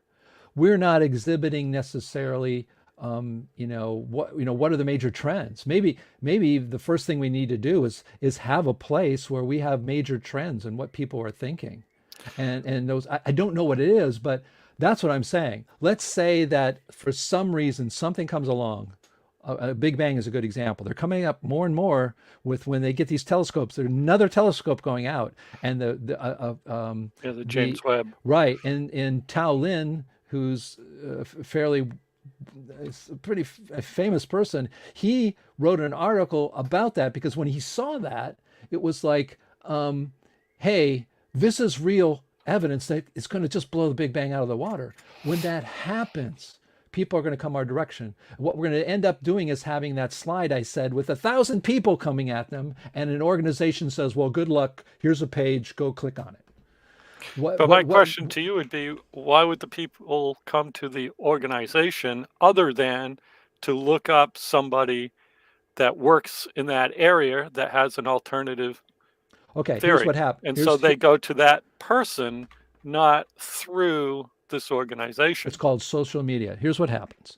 When you go today, the person's on their phone. The person today, the human being, has of all of human knowledge in their hand, all of it.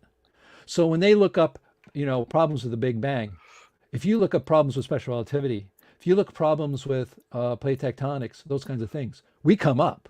We're there. You can do it. I mean, it's not a coincidence that when you Google stuff, you get stuff from our websites. We've been around a while. That's been the objective. So people will come our way and do.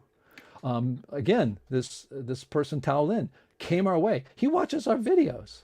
I mean, I was shocked when I found out who he was. It's like, he likes this, and he liked the talk by Eric Reed. Yes, they do. Today and age, they come, they will.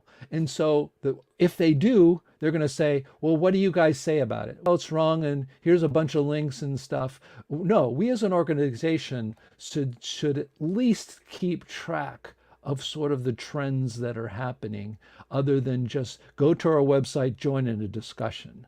I think the organization then needs to be bigger and with paid employees to help organize, help you organize. Oh, say, don't ever say this, because Okay. I'm the president, and I have just nominated Bob Gray on the committee to go out and corral a billionaire, and let's just say we'll take 10 million to start with. We'll give them a business plan of what we want to do, and I will be absolutely happy within 2 weeks to have a business plan of how to do exactly that. And I'm not kidding. So do you have anybody Bob? No comment. So Ooh. Okay, No we'll be comment. talking So- offline. So, but no, I understand what you're saying. I'm not here to argue with anything you're saying. I think the good thing to me is that you're saying that we do a big service, and that's true. Oh, fantastic. But as things fall, we gotta be ready. We gotta be ready. And I don't want to be in a place where they come by us and then leave, because to be ready, I say it's going to be take more than you. It's going to take more people to organize the information, so that when somebody knocks on the door, here's an organized information packet on that topic. Right. I mean, it just takes people time, and without the, incentive, I'm not sure it's going to happen. Well, we did start something, and that site is beyondmainstream.org. I think we're coming up to 100,000 views soon. And yeah, that's not a whole lot, but it is there. If you say to go to beyondmainstream.org, it tells you what the problems are, who's working on it. The thing it doesn't do, we don't have there, are sort of meta visions of what we have. We don't have the Jean Clément sort of, here's a list of them, but we need more than that. And yeah, can we do it? Yeah. We have a volunteer organization. We have a lot of people interested. Some people don't have their own theory. Maybe they'd be interested in helping out with that and having a committee. We have this platform we can use and get people together and talk about it. So I think that's something that's possible. All right. Thanks, Thank Dave. you so much, Bob.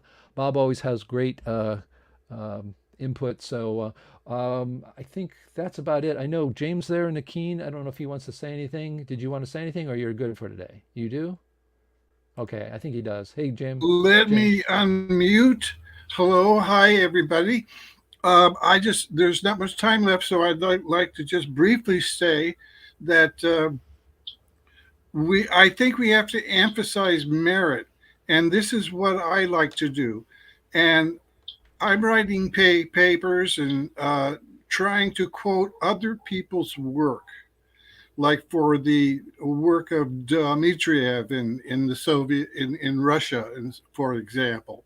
And I have one coming up for, as a matter of fact, almost everybody's work here should be reviewed in terms of its theoretical implications. Now, when I mention merit, you talk about having groups.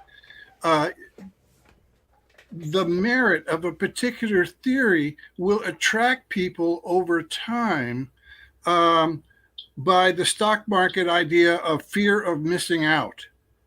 In Hmm. other words, like let's say when the electron particle was first discovered, quote unquote, it attracted a whole lot of people to work on that subject of particle Hmm. physics, the electron, what are its properties, and so forth. So Hmm. to steal from stock market terminology, the fear of missing out, people will come if a theory has merit. The second thing is Tina. There is no other alternative. Again, another stock market phrase. uh, as uh, as I'm suggesting that people here quote more other people's work in their own work on their own websites, and that might attract people to their own work. If you get my drift, and I'll be Hmm. quiet because the time is up. Thank you. Okay, no, no problem. Thank you. I know Stoyan Sarge is here. I don't know. Can you talk? Hey, Stoyan, how are you? Yeah, Good to yeah. see you. Okay, Thanks. can you hear me? Yeah, we only I'm have like a minute or so, but we'd love to have you come in and talk sometime. Have you talked in our new format here? yeah, I could talk, but Yes, I think that you yeah, should do. could I say a couple words now? Absolutely. You got about 2 minutes. Go ahead. Okay. Uh, you know, I have been working in among the scientists in official scientific institution for about 20 years, even more. And I know the situation that it is very difficult to promote something that is outside of the mainstream. Even to be a professor, I was just a scientist. I know professors that try little bit to be away. Right away, they are stopped from the government funding. That's I tried many things during these 20 years because I see the theory doesn't my theory doesn't have any fall, but arrived to the conclusion that without an institution, without a payment money, the people would not work. Many young people, students are interested, but the world is now so material, so dependent on the money that they could not devote their effort and times to do this. I don't know, is it possible this your organization that is so one of the first? I appreciate this organization and think that is the first and with a long time and you did so much efforts. Is it possible to make something like a GoFundMe that to attract some kind of money and then to establish the way that the official institutions are working? Yeah, no, I've thought of that. When I did my documentary, I had to do it old fashioned. They didn't have gold med. I raised I think $85,000 for my documentary via the scientists themselves, though.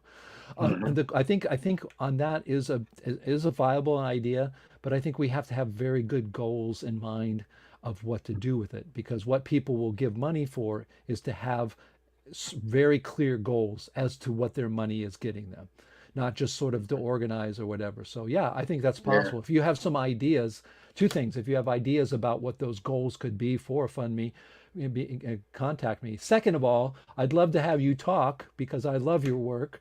And one thing you have to remember, a lot of new people, we have a lot of new people. Most of the people we get today haven't been here even 5 years ago, and they're from social media, they're out there. So I'd love to have you present. Is that something you can think about? Yeah. Okay, I could think about, and Okay. I could send you some short things of Yes. my proposal to Okay. um, to focus on some main problems, because many problems in the world today even Yeah. are results of a wrong understanding, even of the universe, even of the other Sure. situation, even Sure. the humanity. Right. No, for sure. For sure. One thing I could say that, according to current situation, the universe is thought to be about 20 billion years. But when you bring the concept of the ether, you'll see that universe is everlasting, not Sure. billions. You could not Yeah, it's know eternal. what Yeah. kind of, and then right away you should think, are we only uh, our civilization in the universe, in the Sure. galaxy? Sure. Sure. It's There's not a lot of possible. yeah. There's a lot of good We questions, have but we're to have this in yeah. mind, and the official scientists are very aware of this idea. Yeah, that's why I'd like to have you on. You're a person I admire many years in your work. I admire. Congratulations on it, and let's be in contact so we can get you on here. Okay. Okay, Okay. Thank okay, you, thank you. Stoyan. One of the great guys, critical thinkers of our time. I really love Stoyan's work. And yes, here I am talking about a person who's an etherist. Can they be right? Absolutely, they can be. So, but anyways, hopefully I'll have him on. But we're gonna have to wrap it up. It's 12:05. Like many people, everybody has things to do. So let's take this out, folks.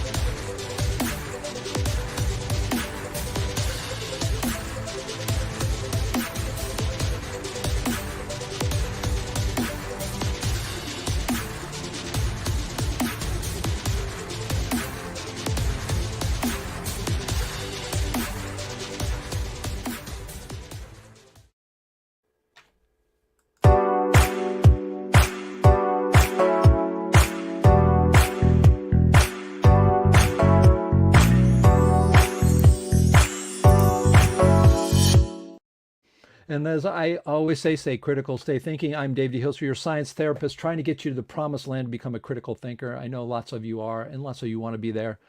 Ciao for now.